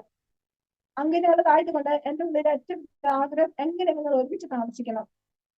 ഹസ്ബൻഡ് അടുത്തോട്ട് മാറാൻ ഒത്തിരി ട്രാൻസ്ഫറിന് വേണ്ടിയൊക്കെ ട്രൈ ചെയ്തെങ്കിലും സാധിച്ചില്ല. മിനിസ്റ്റർ എനിക്ക് അങ്ങനെ ഒരു ട്രാൻസ്ഫർ, ഞാൻ ആയിരിക്കുന്ന ഒരു ഒത്തിരി റിമോട്ട് ഏരിയ ആയിരുന്നു. ബിഷ എന്ന് പറഞ്ഞ റിമോട്ട് ഏരിയയിലാണ്. അച്ഛൻ്റെ അമ്മാമനുമാണ്. അപ്പം ബിഷയിൽ നിന്ന് എനിക്ക് അങ്ങോട്ട് ട്രാൻസ്ഫർ കിട്ടാൻ ഒരു മാർഗം ഇല്ലാതിരുന്നത് ഞാൻ പിന്നെ എങ്ങനെ പോയിട്ട് താമസിക്കാൻ പറ്റും എന്ന ചിന്ത വന്നപ്പം എങ്ങനെയെങ്കിലും അമേരിക്കയിൽ പോകാൻ കഴിഞ്ഞാൽ ഒരുമിച്ച് താമസിക്കാൻ പറ്റും എന്നൊരു ആഗ്രഹം എന്റെ മനസ്സിൽ തന്നെയല്ല. കൊച്ചു പ്രായത്തില് എന്റെ ഹസ്ബൻഡിന്റെ മനസ്സിൽ ഒത്തിരി ആഗ്രഹമായിരുന്നു അമേരിക്കയിൽ പോകാന്നുള്ളത്. അപ്പം ആ ഒരു ആഗ്രഹം കൂടെ മനസ്സുള്ളത് കൊണ്ട് ഞാൻ CGFNS പഠിക്കാനായിട്ട് ട്രൈ ചെയ്ത് അത് ശ്രമിച്ചു. അന്നത്തെ കാലത്ത് ഇപ്പോഴത്തെ ഓൺലൈൻ ഒന്നും ഇല്ലല്ലോ. എനിക്ക് നാട്ടിൽ നിന്ന് കുറച്ച് മെറ്റീരിയൽ, കുറച്ച് ക്വസ്റ്റ്യൻസ് ഒക്കെ എടുത്തുകൊണ്ട് ഞാൻ തിരിച്ച് മോനെ നാട്ടിലാക്കിയിട്ട് ഡെലിവറി കഴിഞ്ഞ് തിരിച്ചു പോയപ്പോൾ ഞാൻ പോയി. ആ ബുക്സ് എല്ലാം എന്റെ കയ്യിൽ വെച്ചിട്ട് ഞാൻ പഠിച്ചു. കർത്താവിന്റെ വലിയ കൃപയാല് എന്റെ ആഗ്രഹത്തെ മാനിച്ച കർത്താവ് എനിക്ക് CGFNS പാസ്സാകാൻ ഭാഗ്യം തന്നു. ആ CGFNSന് എന്റെ എക്സാം എഴുതാൻ വേണ്ടി ഞാനും എന്റെ ഹസ്ബൻഡിനോട് കൂടി കുഞ്ഞിന് 1 വയസ്സായ സമയത്ത് നാട്ടിൽ തിരിച്ചു മടങ്ങി വന്നു. അപ്പൊ ഞാൻ ആ മടങ്ങി വരുന്നതിന് 1 മാസം മുമ്പ് എന്റെ ശരീരത്തിന്, അപ്പം ഇതിനിടയിൽ ദൈവത്തിന്റെ ആത്മാവ് എന്നോട് അതിന്റെ വിവാഹത്തിന് മുമ്പ് പറഞ്ഞിരുന്നു ചെറിയ വിരലിന് വേദന വന്നിട്ട് കിടപ്പിലാകുന്ന ഒരു രോഗം എനിക്ക് വരും, പ്രാർത്ഥിക്കണമെന്ന്. അപ്പൊ ഞാൻ ദൈവം പറഞ്ഞത് കൊണ്ട് ഞാൻ ഈ വിഷയത്തെ ഏറ്റെടുത്തു. ഞാൻ പ്രാർത്ഥിച്ചുകൊണ്ടിരിക്കുകയായിരുന്നു. പക്ഷെ എന്റെ പേരൻസ് ഞാൻ പറഞ്ഞില്ല, മറന്നുപോയി എന്ന്. അത് അത്ര കൊച്ചു പ്രായമല്ലേ, എത്ര പെട്ടെന്ന് ചിന്തിച്ചില്ല. ഞാൻ കുറച്ചു കാലം പ്രാർത്ഥിച്ചു, ഞാൻ പിന്നെ അങ്ങ് മറന്നുപോയി. അപ്പൊ അങ്ങനെ കുഞ്ഞിനെ നാട്ടിലാക്കിയിട്ട് ഞാൻ തിരിച്ചു പോയി. പോയി കഴിഞ്ഞിട്ട് എനിക്ക് 2003 ഡിസംബർ ലാസ്റ്റ് ആയപ്പോഴേക്കും എന്റെ ദേഹത്തിന് ചുമന്ന് തടിച്ചു. അത് കഴിഞ്ഞിട്ട് നോക്കിയപ്പോ എന്റെ ഒരു വിരല് കർത്താവ് പറഞ്ഞതുപോലെ എന്റെ ഒരു വിരല് വീർത്തു. ആ വിരലും ചുമന്നു. 3 ദിവസം കഴിഞ്ഞപ്പം ആ വിരലിന്റെ മാറി അടുത്ത വിരല് വീർത്തു, ചുമന്നു, വേദനയായി. അങ്ങനെ മാറി മാറി വിരലുകൾക്ക് മാറി മാറി വേദന വന്നു. അപ്പോഴും ഞാൻ ദൈവാലയം ഓർക്കുന്നില്ല, മറന്നുപോയായിരുന്നു. കുറച്ച് ദിവസം കഴിയുമ്പോഴത്തേക്കും വേദന എന്റെ കൈയുടെ കുഴയിലോട്ടായി. അപ്പൊ ഞാൻ സൗദി അറേബ്യയിൽ ഞാൻ ഹോസ്പിറ്റലിൽ വെച്ച് തന്നെ ഫിസിയോതെറാപ്പി ഒക്കെ ചെയ്തു. അങ്ങനെ ഇരിക്കുമ്പോഴേക്കും എനിക്ക് നാട്ടിൽ വരാനുള്ള എന്റെ ഫിസിക്കൽസ് എക്സാമിന്റെ സമയമായി. ഞാൻ എന്റെ ഹസ്ബൻഡിന്റെ നാട്ടിൽ വന്നു. മോനൊക്കെ 1 വയസ്സ്. നാട്ടിൽ വന്ന് എക്സാം എഴുതി കഴിഞ്ഞപ്പോൾ ഞാൻ ഈ വേദന മാറാതിരുന്നത് കൊണ്ട് നമുക്കൊന്ന് ആയുർവേദ ട്രീറ്റ്മെന്റ് ചെയ്യാമെന്ന് പറഞ്ഞാൽ ആയുർവേദ ട്രീറ്റ്മെന്റ് വേണ്ടി കടന്നുപോയി. അപ്പം ആ ഡോക്ടർ എനിക്ക് തൈലം തന്നു. ആ തൈലം ജസ്റ്റ് അപ്ലൈ ചെയ്യാൻ പറ്റുമോ പാടുള്ളൂ എന്ന് പറഞ്ഞ് ജസ്റ്റ് അപ്ലൈ ചെയ്തു. ഒരു ദിവസം അപ്ലൈ ചെയ്തു, പിറ്റേ ദിവസം അപ്പോഴേക്കും എന്റെ കൈ ഭയങ്കരമായിട്ട് വേദന, വല്ലാത്ത വേദനയായി. എനിക്ക് കൈ അനക്കാൻ വയ്യ. പെട്ടെന്ന് തന്നെ അന്നൊക്കെ ഫാദറിന്റെ ഒക്കെ അടൂരാണ് താമസിക്കുന്ന, അവിടെയായിരുന്നു ചർച്ച്. അപ്പം അവിടെ ആയിരുന്നു ഞങ്ങൾ. അവിടെ അടൂര് ഹോളി ക്രോസ് ഹോസ്പിറ്റലുണ്ട്. ആ ഹോസ്പിറ്റലിൽ പോയി ട്രീറ്റ്മെന്റ് എടുത്തു. 2 ദിവസം അവിടെ അഡ്മിറ്റ് ആയി. മറ്റൊരു പ്രശ്നമൊന്നുമില്ലായിരുന്നു, തിരിച്ചു വിട്ടു. 3-ാം ദിവസം കഴിഞ്ഞപ്പോഴേക്കും ഒരു ദിവസം രാത്രിയില് ഞാൻ കിടന്നിട്ട് എന്തോ ക്ഷീണം തോന്നി കിടന്നു. നേരം വെളുത്തപ്പോൾ എനിക്ക് എണീക്കാൻ പറ്റത്തില്ല. അത് സൺഡേ ആണ്. അപ്പൊ ഞാൻ വിചാരിച്ചു എന്തോ വേദനയാ, സാധാരണ വേദനയാന്ന് വിചാരിച്ചു. അടുത്ത ബിസിനസ് ഒരു നേഴ്സ് കുട്ടി ഉണ്ടായിരുന്നു. അപ്പൊ ഞാൻ ലോവറാൽ ഇഞ്ചക്ഷൻ വാങ്ങിയിട്ട് ആ കുട്ടിയോട് എനിക്ക് ഇഞ്ചക്ഷൻ എടുക്കാൻ പറഞ്ഞു. ഇഞ്ചക്ഷൻ എടുത്തു. പക്ഷെ ഇഞ്ചക്ഷൻ എടുത്തിട്ടൊന്നും എനിക്കൊന്നും എഫക്റ്റ് ആവുന്നില്ല. ഇഞ്ചക്ഷൻ എടുത്ത പോലും എടുക്കുന്നേ തോന്നുന്നില്ല. അത്ര ഒട്ടും ഒരു എഫക്റ്റ് കിട്ടുന്നില്ല. അങ്ങനെ ഉച്ചയായി. പപ്പായും മമ്മി എല്ലാവരും വന്നു. ഉച്ചയായപ്പോഴേക്കും പതിയെ എനിക്ക് എണീക്കാൻ പറ്റി. അപ്പൊ രാവിലെ തുടങ്ങി ഉച്ച വരെ ഉണ്ടായിരുന്ന ആ വേദനയുടെ കാഠിന്യത ഉച്ചയായപ്പോഴേക്കും അവസ്ഥ മാറി. ഞാൻ തന്നെ എഴുന്നേറ്റു. പക്ഷെ എന്തായാലും എന്താ അസുഖമാണെന്ന് അറിയാനാലും വിചാരിച്ച് ഞങ്ങൾ പുഷ്പരി ഹോസ്പിറ്റലിൽ പോയി. അവിടെ എന്നെ അഡ്മിറ്റ് ആക്കി. പിറ്റേ ദിവസം നേരം വെളുത്തപ്പോൾ വീണ്ടും പോലെ. രാത്രി കുഴപ്പമില്ല, നേരം വെളുത്തപ്പോൾ എനിക്ക് എണീക്കാൻ പറ്റത്തില്ല. പഴയതുപോലെ തന്നെ തല മുതൽ പാദം വരെയുള്ള വേദന. അവിടെ 5 ദിവസം അഡ്മിറ്റ് ആക്കിയിട്ടും എനിക്ക് അസുഖം കാണാൻ പറ്റാത്തത് കൊണ്ട് ഞങ്ങളുടെ എറണാകുളത്ത് അമൃത ഹോസ്പിറ്റലിലോട്ട് എന്നെ ട്രാൻസ്ഫർ ചെയ്തു. ഞങ്ങൾ അമൃത ഹോസ്പിറ്റൽ വന്നു. അമൃത ഹോസ്പിറ്റലിലോട്ട് ഞാൻ ഒരു നടന്നാണ് ഹോസ്പിറ്റലിൽ അകത്തോട്ട് ഞാൻ കയറിയത്. പക്ഷേ അന്ന് രാത്രി മുതൽ എന്റെ കണ്ടീഷൻ വീണ്ടും വേഴ്സായി തുടങ്ങി. എനിക്ക് ഭയങ്കര ടെമ്പറേച്ചർ ആയി. 105 ഡിഗ്രി പനി. ഇഞ്ചക്ഷൻ ആദ്യം പാരസെറ്റമോൾ തരുമ്പോൾ 2 മണിക്കൂർ എന്റെ ടെമ്പറേച്ചർ കാണിക്കും. വീണ്ടും ഇതുപോലെ ഹൈ ടെമ്പറേച്ചറും ഇതുപോലെ ദേഹത്തോട്ടാൻ വയ്യാത്ത രീതിയിലുള്ള വേദനയും. അമൃത ഹോസ്പിറ്റലൊക്കെ സിംഗിൾ റൂം ആണെങ്കിൽ പോലും അവിടെ ഒരാളെ മാത്രം കൂടെ നിർത്തിക്കൊള്ളൂ. പക്ഷെ എന്റെ പ്രത്യേകമായ കണ്ടീഷനിൽ 3 പേരെ എന്റെ കൂടെ നിർത്താനായിട്ട് അനുവാദം തന്നു. കാരണം എനിക്ക് തന്നെ തിരിഞ്ഞ് കിടക്കാൻ പറ്റത്തില്ല, എനിക്കൊന്നും ചെയ്യാൻ പറ്റത്തില്ല. എന്റെ തലയിലും നടുവിലും കാലിലും ഓരോരുത്തരും തിരിച്ച് 3 പേര് പതിയെ തിരിക്കണം. അത്രമാത്രം. ഞങ്ങൾ പഠിക്കുന്ന സമയത്ത് ഇങ്ങനെ വാതരോഗത്തിനൊക്കെ ഇങ്ങനെ വേദനയാണെന്നൊക്കെ പഠിച്ചിട്ടുണ്ടെങ്കിലും അപ്പൊ ഞങ്ങൾ വിചാരിച്ചിട്ടുണ്ട് ഇങ്ങനെ പഠിച്ചിട്ടുണ്ട് ബെഡ്ഷീറ്റ് പോലും ദേഹത്ത് ഡയറക്റ്റ് ഇടാൻ പറ്റത്തില്ല, ബെഡ് ക്രൈഡിൽ വെച്ചിട്ട് അതിന്റെ പുറത്ത് ബെഡ്ഷീറ്റ് ഉണ്ടെന്നൊക്കെ പഠിച്ചിട്ടുണ്ട്. അപ്പൊ ഞങ്ങൾ ഇങ്ങനെ ഡിസ്കസ് ചെയ്തിട്ടുണ്ട് അത്രയും വേദന നമുക്ക് അസുഖമുണ്ടോ അതിന് ചിന്തിച്ചിട്ടുണ്ട്. പക്ഷെ മക്കളെ എന്റെ ജീവിതത്തിൽ ഞാൻ വ്യക്തിപരമായിട്ട് അനുഭവിച്ചപ്പോഴാണ്. അപ്പൊ ഞാൻ അവിടെ വെച്ച് ഹോസ്പിറ്റലിന്റെ വേദന ബാധിക്കുമ്പോൾ ഞാൻ ഹോസ്പിറ്റൽ ഡോക്ടേഴ്സിന് പറയുന്നത് എനിക്കെന്തോ ഒരു ആർത്രൈറ്റിസ് ആണ്. പക്ഷെ ഡോക്ടർ സമ്മതിക്കത്തില്ല. ആർത്രൈറ്റിസ് ആണ്, അവർക്കത് അംഗീകരിക്കാൻ പറ്റുന്നില്ല. എന്റെ ആർത്രൈറ്റിസ് എല്ലാ ടെസ്റ്റും നെഗറ്റീവ് ആണ്. എനിക്ക് അവർ നോക്കുമ്പോൾ PSR ഒഴിച്ച് ബാക്കി എല്ലാവരും നെഗറ്റീവ് ആണ്. എന്ത് രോഗമാണെന്ന് കണ്ടുപിടിക്കാൻ കഴിയുന്നില്ല. എനിക്ക് നോക്കിയാൽ തല മുതൽ പാദം വരെ തൊടാൻ പറ്റാത്ത വേദനയും ഇതുപോലെ ടെമ്പറേച്ചറുമാണ്. പക്ഷെ ടെസ്റ്റുകളെല്ലാം നെഗറ്റീവ്, ഒന്നും കാണിക്കുന്നില്ല PSR ഒഴിച്ച്. അങ്ങനെ ഹോസ്പിറ്റലിൽ വളരെ ബുദ്ധിമുട്ടി 19 ദിവസം അമൃത ഹോസ്പിറ്റലിൽ ഞാൻ കിടന്നു. എനിക്ക് വേദന കുറവുള്ള സമയത്ത് ഡോക്ടർ ഞാൻ ഫ്രീ സംസാരിക്കും. എന്നാൽ പിറ്റേ ദിവസം വരുമ്പോഴത്തേക്ക് ഒരു ദിവസം അങ്ങനെയാണെങ്കിൽ പിറ്റേ ദിവസം വരുമ്പോഴത്തേക്ക് ഒട്ടും പറ്റത്തില്ല. അങ്ങനെ അവരും ശരിക്കും കൺഫ്യൂഷൻ ആയി എന്ത് ചെയ്യാൻ പറ്റും. അവരുടെ ബോൺ മാരോ ചെയ്തു. ബോൺ മാരോ ചെയ്തപ്പോഴേക്ക് എന്നെ വളർച്ച പിടിച്ചപ്പോൾ എന്റെ കാര്യത്തിലെ ഹോസ്പിറ്റൽ മുഴുവൻ കയറ്റുമെന്നാ പറയുന്നത്. അത്രമാത്രം അലറി ഞാൻ കരുതുന്നു. കാരണം എനിക്ക് എന്റെ ദേഹത്ത് തൊടാൻ വയ്യാത്ത വേദനയാണ്. ബോൺ മാരോയ്ക്ക് വളച്ചു പിടിക്കണ്ടേ ചെയ്യാനായിട്ട്. അപ്പം അത്രമാത്രം വേദന. അങ്ങനെ 10 ദിവസം അടങ്ങുന്ന അവസാന 2-3 ദിവസങ്ങളില് എന്റെ പേരൻസിനോട് പറഞ്ഞത് വേറെ ഒന്നും ചെയ്യാനില്ല, ജീവൻ നിലനിർത്താനുള്ള ഇഞ്ചക്ഷൻ മാത്രം കൊടുക്കുക എന്ന് പറഞ്ഞിട്ടാണ് എനിക്ക് ട്രീറ്റ്മെന്റ് ചെയ്തുകൊണ്ടിരുന്നത്. അങ്ങനെ അവർക്കും എന്റെ ട്രീറ്റ്മെന്റ് എന്താണെന്ന് കണ്ടുപിടിക്കാൻ പറ്റാത്ത സാഹചര്യം ആയതുകൊണ്ട് എന്നെ ഇവിടെ നിന്ന് വെല്ലൂര് കൊണ്ടുപോയി. വെല്ലൂർ എന്നെ കൊണ്ടുപോകുന്നത് ആംബുലൻസിലാണ്. 8 പേര് കൂടി ആണ് എന്നെ ആംബുലൻസിൽ കൊണ്ടുപോകുന്നത്. അവിടെ ചെന്ന് കഴിഞ്ഞപ്പോൾ ഞാൻ എന്നെ പുറത്ത് കഴിഞ്ഞപ്പോൾ അവിടെ ഒരു അച്ഛൻ ഉണ്ടായിരുന്നു, അച്ഛമ്മയുടെ അച്ഛൻ. അദ്ദേഹം അന്ന് എന്നോട് പറഞ്ഞില്ല. ഞാൻ ഡിസ്ചാർജ് സമയത്ത് അദ്ദേഹം എന്നോട് പറഞ്ഞൊരു കാര്യം, മോളെ നിന്നെ എന്തിനാ ഇങ്ങോട്ട് കൊണ്ടുവന്നത് എന്ന് ഞാൻ ചിന്തിച്ചതാണ്. കാരണം അത്രമാത്രം ഒരു വെട്ടിയിട്ട് ചേമ്പന്താള് കിടക്കുന്ന ഒരു ആയിരുന്നു എന്റെ ഒരു അവസ്ഥ അന്നത്തെ. അപ്പൊ അദ്ദേഹം എന്നോട് പറഞ്ഞത്, എന്തിനാ മോളെ നിന്നെ ഇങ്ങോട്ട് കൊണ്ടുവന്നത് എന്നാണ് ഞാൻ ചിന്തിച്ചിരുന്നത്. പക്ഷെ അങ്ങനെ അവിടെ ചെന്നു എന്നെ നോക്കിയത് ഒരു ഡോക്ടർ പ്രസാദ് മാത്യൂസ് എന്ന് പറയുന്ന ഒരു ഡോക്ടറായിരുന്നു. അദ്ദേഹത്തിന്റെ എന്റെ ഹിസ്റ്ററിയും എന്റെ മറ്റുള്ള കാര്യം നോക്കിയപ്പോഴത്തേക്കും പെട്ടെന്ന് മനസ്സിലായി ഇത് റേർ ടൈപ്പ് ആയിട്ടുള്ള ആർത്രൈറ്റിസ് ആണ്. അദ്ദേഹം എന്റെ ബ്ലഡ് ടെസ്റ്റ് ചെയ്തു, സെറോഫെർട്ടിൻ എന്ന് പറയുന്നത്. ആ ടെസ്റ്റ് നോക്കിയപ്പോൾ ഹൈലി പോസിറ്റീവായി, ഒത്തിരി ഹൈ ആയിരുന്നത്. അപ്പൊ അദ്ദേഹം അങ്ങനെ എന്റെ ട്രീറ്റ്മെന്റ്, എന്റെ രോഗത്തിൽ ഡയഗ്നോസ് ചെയ്ത് അഡൽട്ട് ഓൺസെറ്റ് സ്റ്റീൽസ് ഡിസീസ് എന്ന് പറയുന്ന ഒരു അപൂർവ രോഗമാണ് എന്നെ പിടിച്ചിരിക്കുന്നത്. അതുകൊണ്ടാണ് അത് നെഗറ്റീവ് ആർത്രൈറ്റിസ് ആയിരുന്നു. അതുകൊണ്ടാണ് ആർക്കും പിടിക്കാൻ പറ്റാതായത്. എന്തായാലും അവിടെ വെച്ച് അദ്ദേഹം എനിക്കൊരു ഹൈ ഡോസേജ് സ്റ്റിറോയിഡ് തന്നു. 2 ആഴ്ചയോളം അവിടെ കിടന്നു. ഹൈ ഡോസ് സ്റ്റിറോയിഡിന്റെ എഫക്റ്റില് എന്റെ ടെമ്പറേച്ചർ പതിയെ കുറയാൻ തുടങ്ങി. എന്റെ വേദനയൊക്കെ അല്പം സബ്സൈഡ് ആയി. അങ്ങനെ ഞാൻ ഡിസ്ചാർജ് ആയി തിരിച്ച് നാട്ടിൽ വന്നു. അപ്പം ഈ സ്റ്റിറോയിഡ് കഴിച്ച് വേദന കുറഞ്ഞപ്പോഴും എന്റെ അകത്ത് അസുഖം മാറുന്നില്ല, എന്റെ അകത്തുള്ള അസുഖം വർദ്ധിച്ചുകൊണ്ടിരിക്കുക. അതിന്റെ അനുഭവത്തിന് മാറ്റമില്ല. പക്ഷെ എനിക്ക് ടെമ്പറേച്ചർ അല്ലെങ്കിൽ വേദന ഫീൽ ചെയ്യാത്തതുകൊണ്ട് ഞാൻ നന്നായിട്ട് നടക്കാൻ തുടങ്ങി.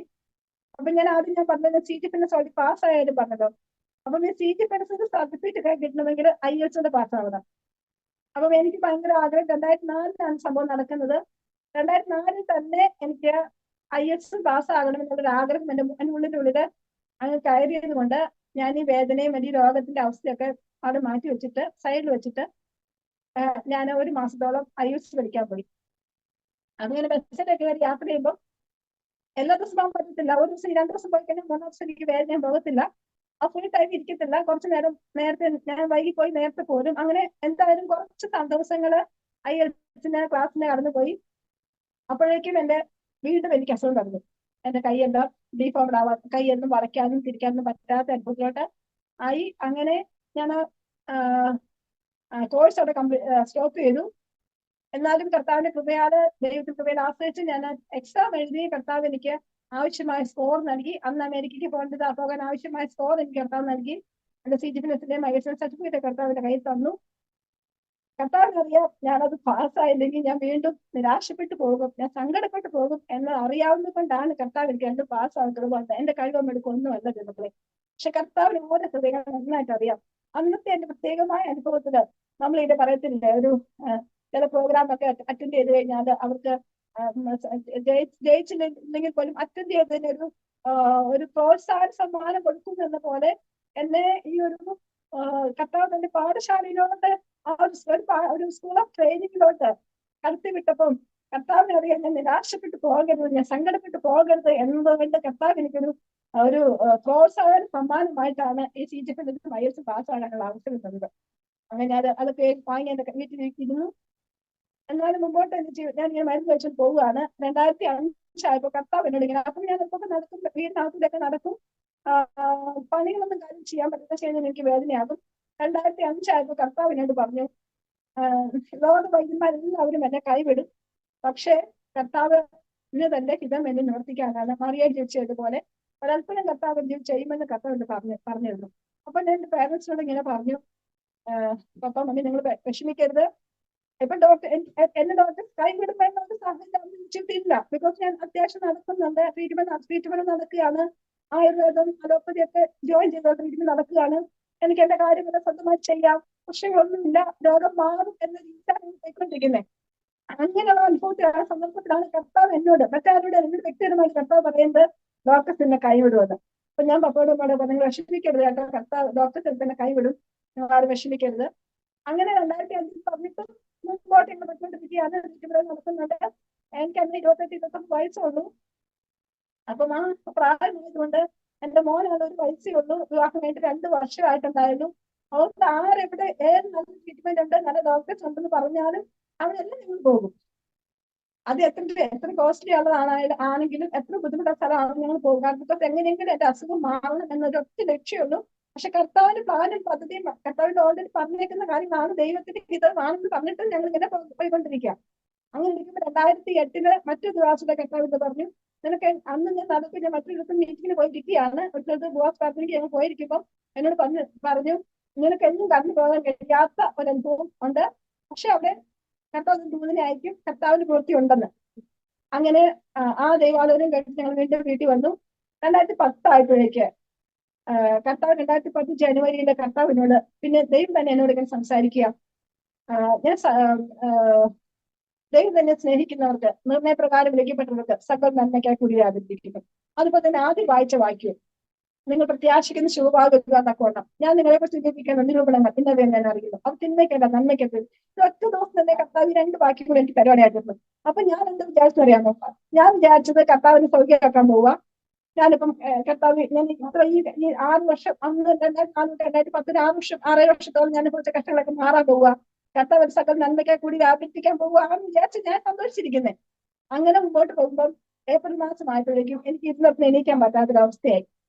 അങ്ങനെ ആ അവസ്ഥയിൽ ഞാൻ ഹോസ്പിറ്റലിൽ കണ്ട് ലെക്ചർ നോക്കിയിട്ട് പറഞ്ഞു എന്റെ ഹിപ്പിന് പ്രയാസമാണ്, ഹിപ്പ് റീപ്ലേസ്മെന്റ് ചെയ്യണം എന്നൊരു കാര്യം പറയാനായിരുന്നു. അപ്പൊ ഹിപ്പ് റീപ്ലേസ്മെന്റ് ചെയ്യണം വന്നപ്പോ എനിക്ക് സങ്കടമായി. ഞാൻ അതിനെ മാനസികമായിട്ട് അപ്പൊ എനിക്ക് ഇതുപോലൊക്കെ അസുഖങ്ങളുണ്ട്. എന്റെ അസുഖത്തിന്റെ പ്രത്യേകത എന്ന് പറഞ്ഞാല് എനിക്ക് എന്റെ ആർത്തസിന് ഹെപ്പാറ്റോമ, സ്പീനോമകാരി അങ്ങനെ പലവിധമായ പ്രശ്നങ്ങളുണ്ട്. ലിവർ വലുതാകും, സ്പീൻ വലുതാകും. അപ്പം മറ്റുള്ള ആളുകൾക്ക് ചെയ്യുന്ന പോലെ സർജറി എനിക്ക് ചെയ്യാൻ പറ്റത്തില്ല, മറ്റു കൺസൾട്ടേഷൻ ഒക്കെ ചെയ്യണം. അങ്ങനെ ഇരിക്കുന്ന സമയത്ത് എനിക്ക് മനസ്സിലാകുന്ന ബുദ്ധിമുട്ടായി. കർത്താവ് ഇങ്ങനെ വേണം. അപ്പൊ ഞാൻ ദൈവത്തോട് പറഞ്ഞു, കർത്താവ് എന്താ ചെയ്യേണ്ടത്? സർജറി ചെയ്യണമെന്നാണോ ചെയ്യേണ്ടതാണോ? കർത്താവ് എന്താണെങ്കിലും ദൈവം പാട്ടിനോട് സംസാരിക്കും. ഒരു ദിവസം രാത്രി 2010 ഏപ്രിൽ മാസം 26-ാം തീയതി ആണ് തോന്നുന്നു, ഡേറ്റ് ഞാൻ കറക്റ്റ് ഏപ്രിലാണ്. ഞാൻ ദൈവത്തിൽ പറഞ്ഞു, കർത്താവ് എന്നോട് സംസാരിക്കുന്നു, നിങ്ങളുടെ കർത്താവ് പാട്ടിനോട് സംസാരിക്കുമെന്ന് ഞാൻ പറഞ്ഞു. അന്ന് രാത്രി ഉറങ്ങുന്നതിന് ഇടയ്ക്ക് കർത്താവിനോട് പറഞ്ഞു, ബുദ്ധിക്കറ്റിതമായി അത്യത്ഭുതങ്ങളാൽ ദൈവം എന്നെ നടത്തും എന്നൊരു പാട്ട് കർത്താവ് എനിക്ക് തരാനായിരുന്നു. അപ്പൊ എനിക്ക് മനസ്സിലായി സർജറി ചെയ്യാതെ ദൈവമല്ല എന്ന് മനസ്സിലായി. ഞാൻ സർജറി ഉപേക്ഷിച്ച് വേണ്ടാന്ന് വെച്ചു. അപ്പം പിന്നെയും എന്റെ കണ്ടീഷൻ ഇങ്ങനെ വീണ്ടും മോശമായിക്കൊണ്ടിരിക്കുക, എനിക്ക് നടക്കാൻ പറ്റാത്ത അവസ്ഥയായി. അങ്ങനെ ഞങ്ങൾ വീണ്ടും കർത്താവ് കാര്യം ഇങ്ങനെ പറഞ്ഞെങ്കിലും ട്രീറ്റ്മെന്റ് ഒന്നും പറയില്ല കേട്ടോ. പിന്നെ ഞങ്ങൾ ട്രീറ്റ്മെന്റിന്റെ പുറകെ തന്നെ പോയിക്കൊണ്ടിരിക്കുക. 2010 വീണ്ടും ഒരു സിദ്ധവൈദ്യന്റെ അടുത്ത് പോയി 2-3 മാസത്തോളം അദ്ദേഹത്തിന്റെ വീട്ടിൽ കയറുന്നു ട്രീറ്റ്മെന്റ് നടന്നു. അപ്പൊ ട്രീറ്റ്മെന്റ് നടത്തുന്ന സമയത്ത് കർത്താവ് എന്നോട് വചനം തന്നു.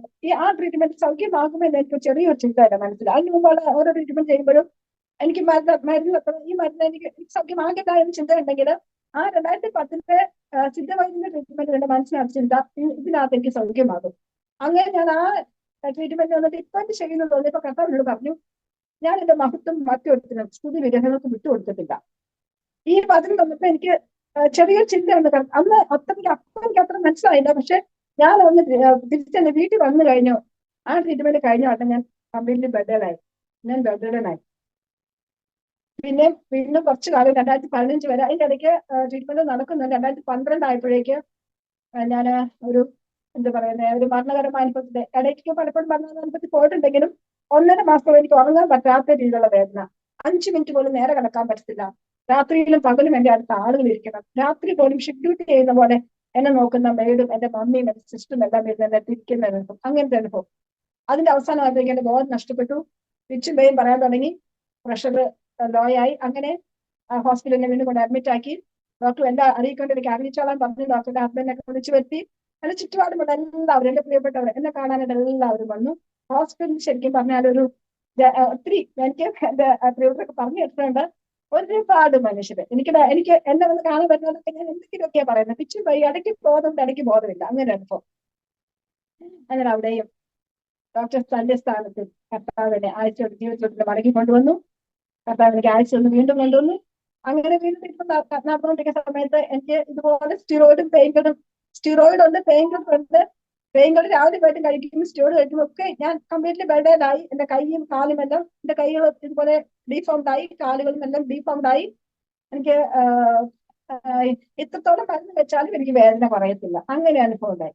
അപ്പം അവസാനം ഡോക്ടറിനോട് പറഞ്ഞത് പെയിൻ കില്ലർ ഇനി ഇതുപോലെ മരുന്ന് ഒന്നും കൂട്ടി തരാൻ പറ്റത്തില്ല, ബിക്കോസ് എന്റെ ലിവറിനെയൊക്കെ അത് പ്രതികൂലമായിട്ട് ബാധിക്കും. ഓൾറെഡി എനിക്ക് ഉള്ളത് ഞാൻ പറഞ്ഞ ഹെപ്പാറ്റോമെഗാലി അതുപോലെ പ്രശ്നങ്ങളൊക്കെ ഉള്ളത് കൊണ്ട് ഇനി അത് കൂട്ടി തരാൻ പറ്റില്ല. ഇനി നിങ്ങൾക്ക് സ്ലീപ്പിംഗ് പിൽസ്, എനിക്ക് സ്ലീപ്പ് ഒരു പ്രാവശ്യം ഡിസ്ചാർജ് വീട്ടിൽ വിട്ടപ്പോൾ ഇടയ്ക്കിടയ്ക്ക് ഹോസ്പിറ്റലിൽ അഡ്മിറ്റ് ആവും, തിരിച്ചു കൊണ്ടുവരും, അങ്ങനെ അനുഭവം.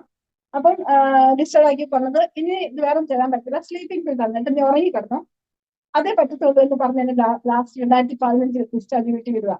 അപ്പൊ ഇതിനിടയ്ക്ക് പല സമയത്തും എന്നോട് എന്നെ സ്നേഹിക്കുന്ന പലരും പറഞ്ഞിട്ടുണ്ട്, വീട്ടിൽ കിടത്തണ്ട, ഹോസ്പിറ്റലിൽ തന്നെ കിടത്തിപ്പോ, അവസാനിക്കാറായി, പോകാറായി, ഇനി ഹോസ്പിറ്റലിൽ കിടന്ന ആക്ടിവിറ്റികളൊക്കെ നടത്തി അത് പോകട്ടെ എന്ന് പറഞ്ഞിട്ടുള്ള അനുഭവങ്ങൾ വരെ പലപ്പോഴും ഉണ്ട് കേട്ടോ. അങ്ങനെ 2015 അങ്ങനെ പറഞ്ഞിട്ടാണ് വീട്ടിൽ വിടുന്നത്. പക്ഷേ മെയ് മാസം 34 ഞാൻ ഡിസ്ചാർജ് വീട്ടിൽ വന്നു. നവംബറിലെ കർത്താവ് പറഞ്ഞു മെഡിസിനൊക്കെ സ്റ്റോപ്പ് ചെയ്യാം. ഞാൻ പറഞ്ഞില്ലേ 2015 മെയ് 34 മറ്റു മരുന്നുകളൊന്നും എഫക്ട് ചെയ്യാത്തതുകൊണ്ട് സ്ലീപ്പിംഗ് പില്ല് കഴിച്ച് ഉറങ്ങിക്കൊള്ളാൻ പറഞ്ഞ ഡോക്ടർ വിട്ട എന്നോട് നവംബർ മാസമായപ്പോൾ കർത്താവ് പറയാൻ എല്ലാ മെഡിസിൻ സ്റ്റോപ്പ് ചെയ്യാം. സത്യം പറഞ്ഞാൽ വിശ്വാസത്തിന്റെ കൂടുതലൊന്നും പറയാൻ പറ്റത്തില്ല, പക്ഷെ ദൈവത്തോടുള്ള ഭയവും ഒരു ഭക്തി നിമിത്തമായിട്ട് ഞാനും എന്റെ മമ്മിയും മാത്രം അറിഞ്ഞ് എന്റെ മെഡിസിനൊക്കെ സ്റ്റോപ്പ് ചെയ്തായിട്ട്. കാരണം മറ്റാരെങ്കിലും പറഞ്ഞാൽ സമ്മതിക്കത്തില്ല, എന്റെ ഹസ്ബൻഡ് അറിഞ്ഞാലും മറ്റാരും സമ്മതിക്കത്തില്ല, വീട്ടിൽ ഡോക്ടർക്ക് സമ്മതിക്കത്തില്ല, ആരും സമ്മതിക്കത്തില്ല. തന്നെയല്ല നീണ്ട 12 വർഷം ഞാൻ സ്റ്റിറോയിഡ് കഴിച്ചുകൊണ്ടിരിക്കുന്ന, മെഡിക്കൽ സയൻസ് വർക്ക് ചെയ്യുന്നവർക്കൊക്കെ അറിയാം, ഇത്രയും നീണ്ട, സാധാരണ ഒരു പനിക്ക് പോലും സ്റ്റിറോയിഡ് കൊടുത്തു കഴിഞ്ഞാൽ ടേപ്പർ ചെയ്ത കുറച്ച് കൊണ്ടുവന്ന് നിർത്തുന്നത്, ഒറ്റയടിക്ക് നിർത്തത്തില്ല. അങ്ങനെ 12 വർഷം സ്റ്റിറോയിഡ് കഴിച്ചുകൊണ്ടിരിക്കുക. ഞാൻ ഒറ്റ ദിവസം കൊണ്ട് സ്റ്റിറോയിഡ് നിർത്തി കഴിഞ്ഞാൽ എനിക്ക് എന്ത് സംഭവിക്കാം, മരണം വരെ സംഭവിക്കാം. പക്ഷെ ദൈവത്തിന്റെ ശബ്ദം കേട്ട് ആ മെഡിസിൻ 2015 നവംബർ മാസം 11 സ്റ്റോപ്പ് ചെയ്യാൻ കർത്താവ് ഭാഗ്യന്നു. ഇന്ന് 9 വർഷമായിട്ട് അതിനുശേഷം കർത്താവിന് പടിപടിയായിട്ട് സൗഖ്യത്തിലോട്ട് നൽകിക്കൊണ്ടിരിക്കുന്നു. പലപ്പോഴും പല നിവാസമാരോടും ദൈവമക്കളോട് എന്നോട് പറഞ്ഞിട്ടുണ്ട്, ഘട്ടം ഘട്ടമായിട്ടും പടിപടിയായിട്ട് വിടുതല കർത്താവ് തരാൻ പോകുന്നതെന്നും. ഞാൻ വീഴ്ച തെറ്റിക്കുമെന്നൊക്കെ പറഞ്ഞപ്പോഴും ഞാൻ അതൊന്നും എനിക്ക് അക്സെപ്റ്റ് ചെയ്യാൻ പറ്റുന്നുണ്ടായില്ല. ഞാൻ കർത്താവിനോട് ആഗ്രഹിക്കും, പ്രാർത്ഥിക്കുന്നത് എനിക്ക് പടിപടിയാണ് സൗഖ്യമൊന്നും വേണ്ട കർത്താവ്, എനിക്ക് ഒറ്റയടിക്ക് കർത്താവിന് സൗഖ്യമാക്കുമ്പോൾ എന്നെ ഒറ്റയടിക്ക് സൗഖ്യമാക്കണം, വീഴ്ച ഒന്നും ഇരിക്കാൻ ഞാൻ ആഗ്രഹിച്ചില്ല. പക്ഷെ നമ്മൾ എന്ത് ആഗ്രഹിച്ചാലും കർത്താവ് ചെയ്യുന്ന കർത്താവിന്റെ ഹിതം പോലെയാ, കർത്താവിന്റെ പദ്ധതി പോലെയാ. അപ്പൊ ഞാൻ ഈ മരുന്ന് നിർത്തുന്നതിന് മുമ്പ് ഞാൻ ദൈവത്തോട്, അത് തന്നെയാണ് ദൈവമക്കൾ നമ്മുടെ പല പ്രാർത്ഥനയെന്ന് പറയുന്നത്, നമ്മുടെ ജീവിതത്തിൽ സംഭവിക്കുന്ന പല കാര്യങ്ങളും നമ്മുടെ പ്രാർത്ഥനയുടെ മറുപടിയാണ്. പക്ഷെ പലപ്പോഴും നാം അത് അറിയുന്നില്ല എന്നതാണ് സത്യം.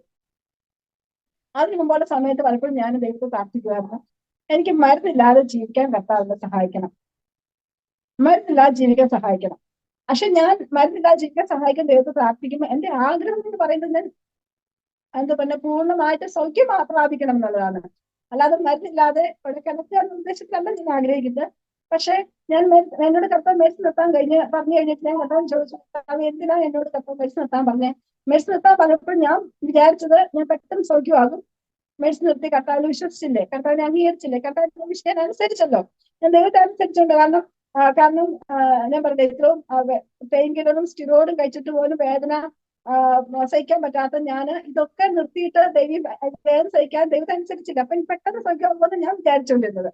അപ്പോഴാണ് കർത്താവിനോട് പറയുന്നത്, നിന്റെ പ്രാർത്ഥനയുടെ മറുപടിയാണ് മെഡിസിൻ നിർത്താൻ കർത്താവ് ആവശ്യപ്പെട്ടത്. കാരണം മരുന്നില്ലാതെ ജീവിക്കാൻ സഹായിക്കണേന്ന് കർത്താവ് ഞാൻ പ്രാർത്ഥിച്ചുകൊണ്ടിരുന്നു.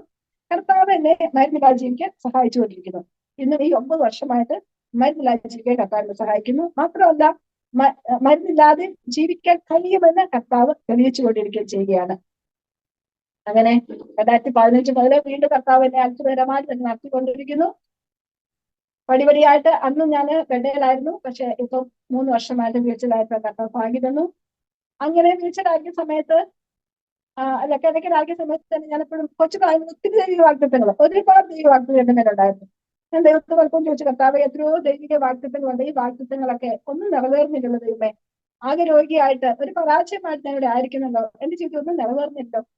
അങ്ങനെ ഇരിക്കുന്ന സമയത്ത് കർത്താവ് എന്നോട് വ്യക്തിപരമായി കർത്താവ് പറഞ്ഞു, ദൈവത്തെ കേട്ടാൽ കയ്യും കാലൊന്നും ആവശ്യമില്ല, ദൈവത്തെ കേട്ടാൽ ശബ്ദം മതി. അപ്പൊ ഞാൻ ചോദിച്ചു, ഞാൻ പാട്ട് പാടത്തില്ലല്ലോ, പാട്ട് എഴുതും, ദൈവത്തിന് കൃപയാല് 10-20 പാട്ടുകൾ ഞാൻ എഴുതിയിട്ടുണ്ട്. അത് 3 പാട്ടുകൾ യൂട്യൂബിലുണ്ട്. പക്ഷെ ഞാൻ പാടത്തില്ല, എനിക്ക് പാടാനുള്ള ഒരു ടാലന്റ് കർത്താവ് കിട്ടില്ല. അപ്പൊ ഞാൻ വെച്ച് കർത്താവ് പാടാൻ കഴിയില്ല, അപ്പൊ ഞാൻ എങ്ങനെ കർത്താവ് നിർത്തുന്നേ?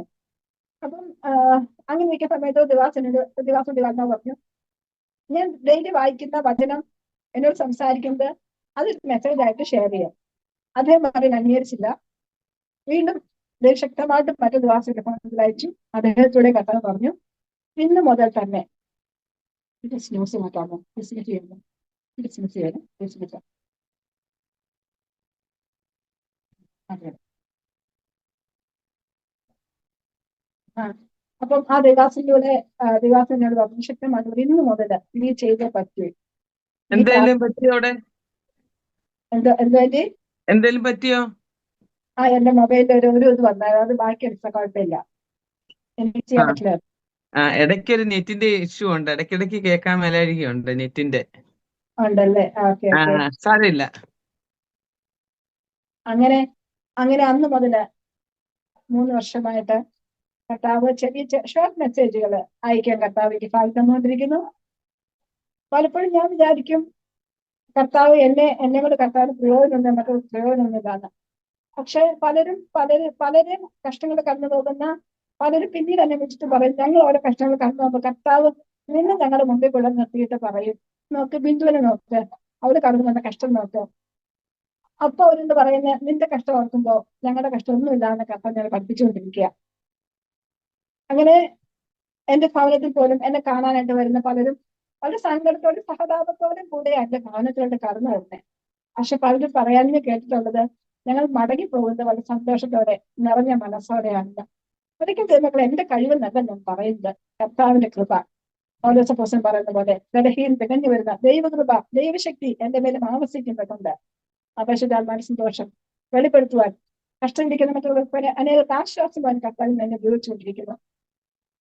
ഇതുപോലെ സാക്ഷ്യം പറയുമെന്ന് ദൈവത്തിന്റെ ആലോചന പറഞ്ഞെങ്കിലും ഞാൻ തന്നൊന്നും എനിക്ക് സാക്ഷ്യം പറയാനോ അല്ലെങ്കിൽ പ്രസംഗിക്കാനുള്ള കഴിവോ പ്രാപ്തിയൊന്നും ഇല്ല. പ്രത്യേകിച്ച് ഞാൻ അങ്ങനെ വിചാരിച്ചിട്ടുണ്ട്, കിടക്കി കിടക്കുന്ന ഞാന് അല്ലെങ്കിൽ വീച്ചറിയിക്കുന്ന ഞാന് വഴി സംസാരിച്ചാൽ മറ്റുള്ളവർക്ക് എങ്ങനെ ഏറ്റെടുക്കും, അത് ശരിയാകത്തില്ല. പക്ഷെ അപ്പം കർത്താവിനോട് ഇടപെട്ട് മറ്റൊരു വചനം എന്ന് പറയുന്നത്, അബ്രഹാമിന്റെ ഭാര്യയായിരുന്ന സാറ മച്ചിയായിരുന്നപ്പോഴും അബ്രഹാം പ്രാർത്ഥിച്ച് അബിമേലെക്കിന്റെ കുടുംബത്തിലുള്ളവരുടെ ദൈവം തുറന്നു. അപ്പോസ്തലനായ പൗലോസ് അവൻ രോഗിയായിരുന്നപ്പോഴും അവന്റെ ജീവിതത്തിൽ ശരീരത്തിലുള്ള ബലഹീനത ഉണ്ടായിരുന്നപ്പോഴും അവന്റെ ശൂലം മാറാൻ പ്രാർത്ഥിച്ചപ്പോൾ കർത്താവ് പറഞ്ഞത്, എന്റെ കൃപ നിനക്ക് മതി, എന്റെ ശക്തി ബലഹീനത തന്നെ വരുന്നു. ശരീരത്തിൽ കഷ്ടമോ രോഗമോ ദുഃഖമോ ഒന്നുമല്ല ദൈവത്തിന്റെ പ്രവൃത്തിക്കും ദൈവത്തിന്റെ സാന്നിധ്യം അനുഭവിക്കാൻ തടസ്സമായി നിൽക്കുന്നത് എന്ന് കർത്താവ് പലപ്പോഴും തന്നെ ബലപ്പെടുത്തി ധൈര്യത്തിൽ സംസാരിച്ചുകൊണ്ടിരിക്കുകയാണ്. ഇന്ന് വളരെ സന്തോഷത്തോടെ നിറഞ്ഞ മനസ്സോടെ ദൈവസ്നേഹം കർത്താവ് സഹായിച്ചുകൊണ്ടിരിക്കുന്നു. ആദ്യകാലങ്ങളിലൊക്കെ എല്ലാം നന്മയ്ക്കാണ് എന്ന് എന്നെ കാണാൻ വരുന്ന പലരും പറയുമ്പോൾ എനിക്ക് ഭയങ്കര ദേഷ്യം തോന്നിയിട്ടുണ്ട്. നമ്മുടെ പെന്തക്കോസ്താദിന്റെ ദൈവമക്കളുടെ ഒരു കോമൺ വാക്കാണല്ലോ സകല നന്മയ്ക്കാണെന്ന്, എന്ത് അനുഭവത്തിനും. പക്ഷെ ഞാൻ ചെറിയ പ്രായത്തില് വിവാഹം 2 വർഷം കഴിഞ്ഞ ആ ഒരു സമയത്ത്, എന്റെ കുഞ്ഞാക്കിയ സമയത്ത് എനിക്ക് സംഭവിച്ച കാര്യം നന്മയ്ക്കാന്ന് പറഞ്ഞത് എനിക്ക് ഭംഗിയൊക്കെ വളരെ ബുദ്ധിമുട്ടായിരുന്നു. ഞാൻ ഡയറക്റ്റ് ആരോടും ദേഷ്യപ്പെട്ടിട്ടുണ്ടെങ്കിൽ പോലും എന്റെ ഹൃദയത്തിനകത്ത് എനിക്ക് ഭയങ്കര ഉത്കർഷം തോന്നുമായിരുന്നു. ഇപ്പം പോയി കിട്ടിയാൽ മതിയെന്ന് പോലും ചിന്തിച്ചിട്ടുള്ള സന്ദർഭങ്ങളുണ്ട്. പക്ഷെ ഇത് തിരിഞ്ഞു നോക്കുമ്പോ ദാവീദ് പറഞ്ഞാൽ, ഞാൻ കഷ്ടതയിലായത് എനിക്ക് ഗുണമായി, ചട്ടങ്ങളെ പഠിക്കാൻ കാരണമായി എന്ന് പറഞ്ഞതുപോലെ ഞാൻ കടന്നുപോയ കഷ്ടങ്ങളും പ്രയാസങ്ങളും ഒന്നും തിന്മയ്ക്കായിരുന്നില്ല, നന്മയ്ക്കായിരുന്നു. എന്നെ പണിയുകയായിരുന്നു, എന്നെ ശുദ്ധീകരിക്കുകയായിരുന്നു, കർത്താവിന്റെ രാജ്യത്തിന്റെ വ്യാപ്തിക്ക് വേണ്ടി ഉപയോഗിക്കാനായിട്ട് കർത്താവ് ഫലങ്ങൾ ഉപയോഗിച്ചുകൊണ്ടിരിക്കുകയായിരുന്നു എന്ന് എനിക്ക് ധൈര്യത്തോടെ പറയാൻ കഴിയില്ല മക്കളെ. ഞാൻ ആദ്യം തന്നെ തുടക്കത്തിൽ പറഞ്ഞ കാര്യമുണ്ട്, എന്റെ കൊച്ചു കാലത്തേക്ക് ഏറ്റവും ആഗ്രഹം എന്ന് പറഞ്ഞ് സ്വന്തത്തിൽ പോകണമെന്ന്. ഞാൻ രോഗിയായിട്ട് ഭവനത്തിലാക്കിയ സമയത്ത് ഞാനൊരു കർത്താവിനൊരു കാഴ്ച കാണിച്ചു. ആ കാഴ്ച ഇതായിരുന്നു, എന്നെ കർത്താവ് ഒരു ചെറിയ ഡോറിന്റെ ഒരു വാതിന്റെ മുമ്പിൽ കൊണ്ട് നിർത്തിയിരിക്കുക. ആ ഡോറ് മാനേജ് ചെയ്യുന്ന ഒരു വെള്ള വസ്തു ധരിച്ച ഒരു അറബികളെയൊക്കെ പോലെ നമുക്ക് തോന്നുന്നു ഒറ്റ ഉൾപ്പെട്ട ഒരു വ്യക്തിയാണ്. എന്നിട്ട് എന്നോട് പറയാണ്, ഈ ഡോറിന്റെ അകത്തോട്ട് പോയിക്കോളാൻ, ഡോറും കൊച്ചൊരു വഴിയുമാണ്. എന്നിട്ട് എന്ത് പറയാ, നിനക്ക് സ്വർഗത്തിൽ പോകാൻ നിന്റെ ആഗ്രഹം, നീ ഈ വഴിയുടെ പൊക്കളം വരനെ, ഈ ഡോറിനുള്ള അകത്ത് കടന്ന് പൊക്കളം വരനെ കടത്തുക. അന്ന് എനിക്ക് അതിന്റെ അർത്ഥം മനസ്സിലായില്ല, എന്താ ഉദ്ദേശിക്കുന്നത്. പക്ഷെ പിന്നീട് എനിക്ക് മനസ്സിലായി, കർത്താവ് എന്നെ എന്റെ ആഗ്രഹം പോലെ കത്തി വിട്ടുകൊണ്ടിരിക്കുക. ഇന്ന് ഞാൻ എന്താ പറയാ, ഒന്നും ആയെന്നല്ല ഞാൻ പറയുന്നത്, കർത്താവിനെ ശുദ്ധീകരിച്ചുകൊണ്ടിരിക്കുകയാണെന്ന് എനിക്ക് വ്യക്തമായിട്ട് മനസ്സിലാക്കാൻ കഴിയും.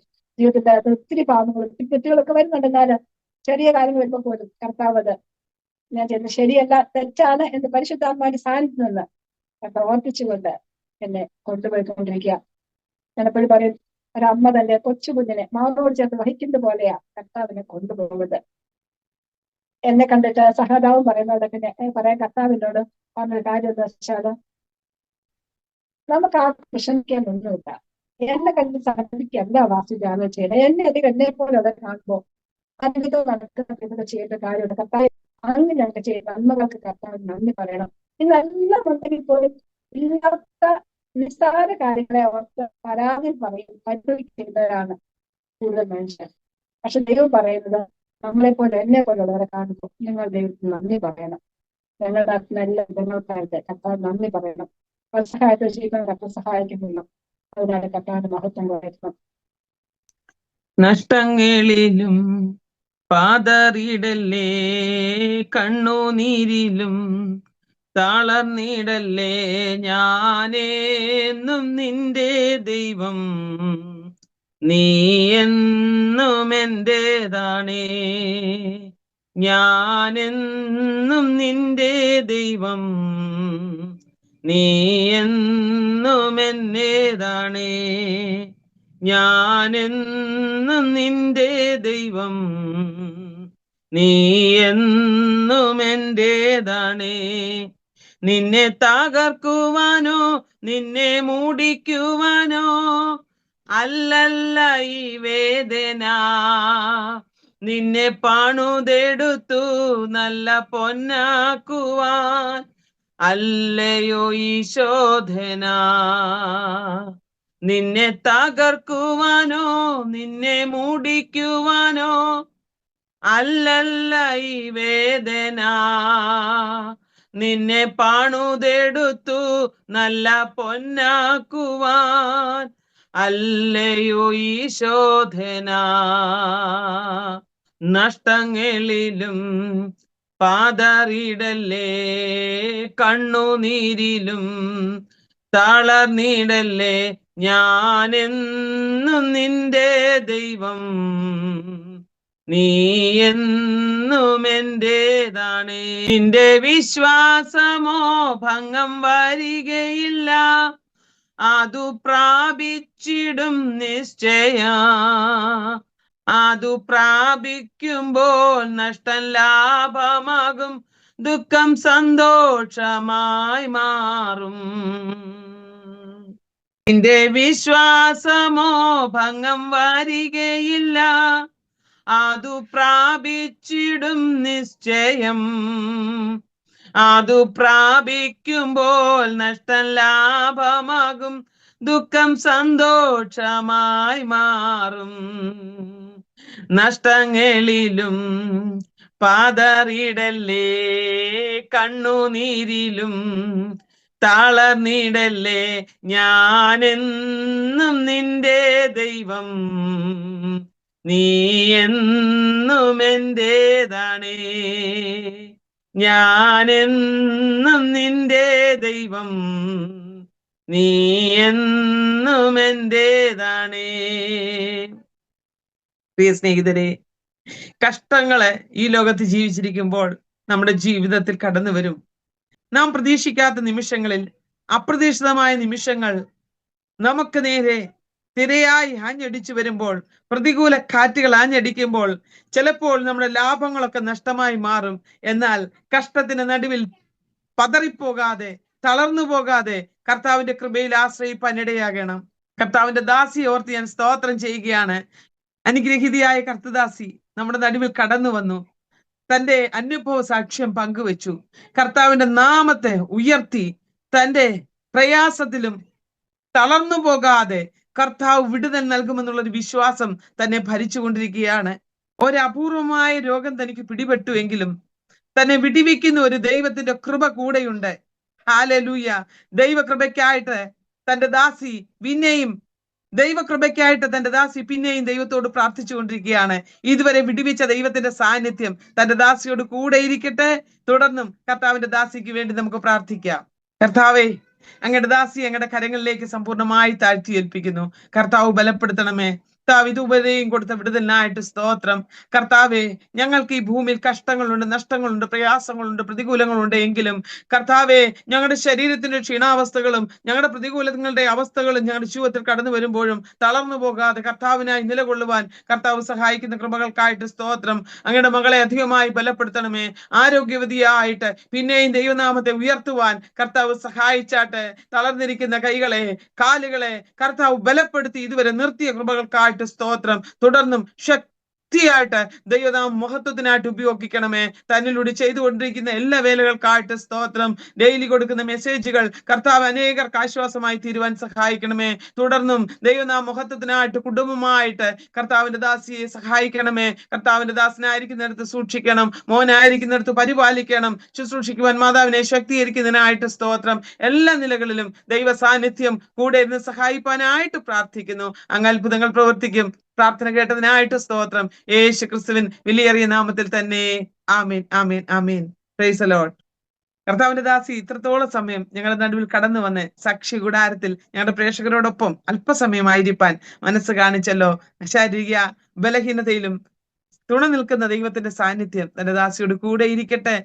പ്രിയ പ്രേക്ഷകരെ, കർത്താവിന്റെ ദാസിയെ ഓർത്ത് നിങ്ങൾ പ്രാർത്ഥിക്കണം. തന്റെ ദാസിക്ക് പൂർണ്ണ ആരോഗ്യമുള്ളവളായി ഓടി നടന്ന് കർത്താവിന്റെ നാമത്തെ ഉയർത്തുവാൻ കർത്താവ് ബലവും ശക്തിയും ആരോഗ്യവും നൽകണമേ എന്ന് നിങ്ങളുടെ പ്രാർത്ഥനയിൽ ഓർക്കണമേ എന്ന് ദൈവനാമത്തിൽ ഞാൻ നിങ്ങളോട് അപേക്ഷിക്കുകയാണ്. ഈ സാക്ഷ്യം നിങ്ങൾ മറ്റുള്ളവരിലേക്കൊക്കെ ഷെയർ ചെയ്ത് കൊടുക്കണം. ആരെങ്കിലും ഇങ്ങനെ ബെഡ്രിഡനായി കിടക്കുന്നുവെങ്കിൽ അവർക്കൊരു പ്രത്യാശ ഉണ്ടാകട്ടെ. ആരെങ്കിലും ഇങ്ങനെ വീൽ ചെയറിലായിരിക്കുന്നുവെങ്കിൽ എനിക്കും കർത്താവിനെ സാക്ഷിക്കുവാൻ സാധിക്കും എന്ന് ഒരു പ്രത്യാശ അവരിൽ ഉണ്ടാകട്ടെ. ഈ കൃപ എന്നേക്കുമായി പൗലോസിനോട് കൂടെ ഇരുന്നത് പോലെ എന്റെ കൃപ നിനക്ക് മതി എന്ന് പറഞ്ഞ് കർത്താവ് നടത്തിയെങ്കിൽ ഇന്ന് ഈ അപൂർവ രോഗത്തിന്റെ നടുവിലും കർത്താവിന്റെ ദാസിയെ ദൈവം നടത്തുന്നുവല്ലോ. തുടർന്ന് കർത്താവിന്റെ നാമം തന്നിലൂടെ മഹത്വം എടുക്കുവാൻ നിങ്ങളുടെ പ്രാർത്ഥനയെ കർത്താവിന്റെ ദാസിക്ക് കൂടെ ഉണ്ടായിരിക്കണമേ. ഈ സൂം പ്ലാറ്റ്ഫോമിലായിരിക്കുന്ന പ്രിയപ്പെട്ടവരും കർത്താദാസിക്ക് വേണ്ടി തുടർന്നും പ്രാർത്ഥിക്കണമേ എന്ന് അപേക്ഷിച്ചുകൊണ്ട് ഇന്ന് നമ്മുടെ സാക്ഷ്യ കൂടാരത്തിന്റെ സാക്ഷ്യം വൈൻഡപ്പ് ചെയ്യുന്നു. നാം പിന്നെയും പുതിയൊരു സാക്ഷ്യമായി കണ്ടുമുട്ടും വരെയും ഗോഡ് ബ്ലസ് യു ഓൾ. മറാനാഥ.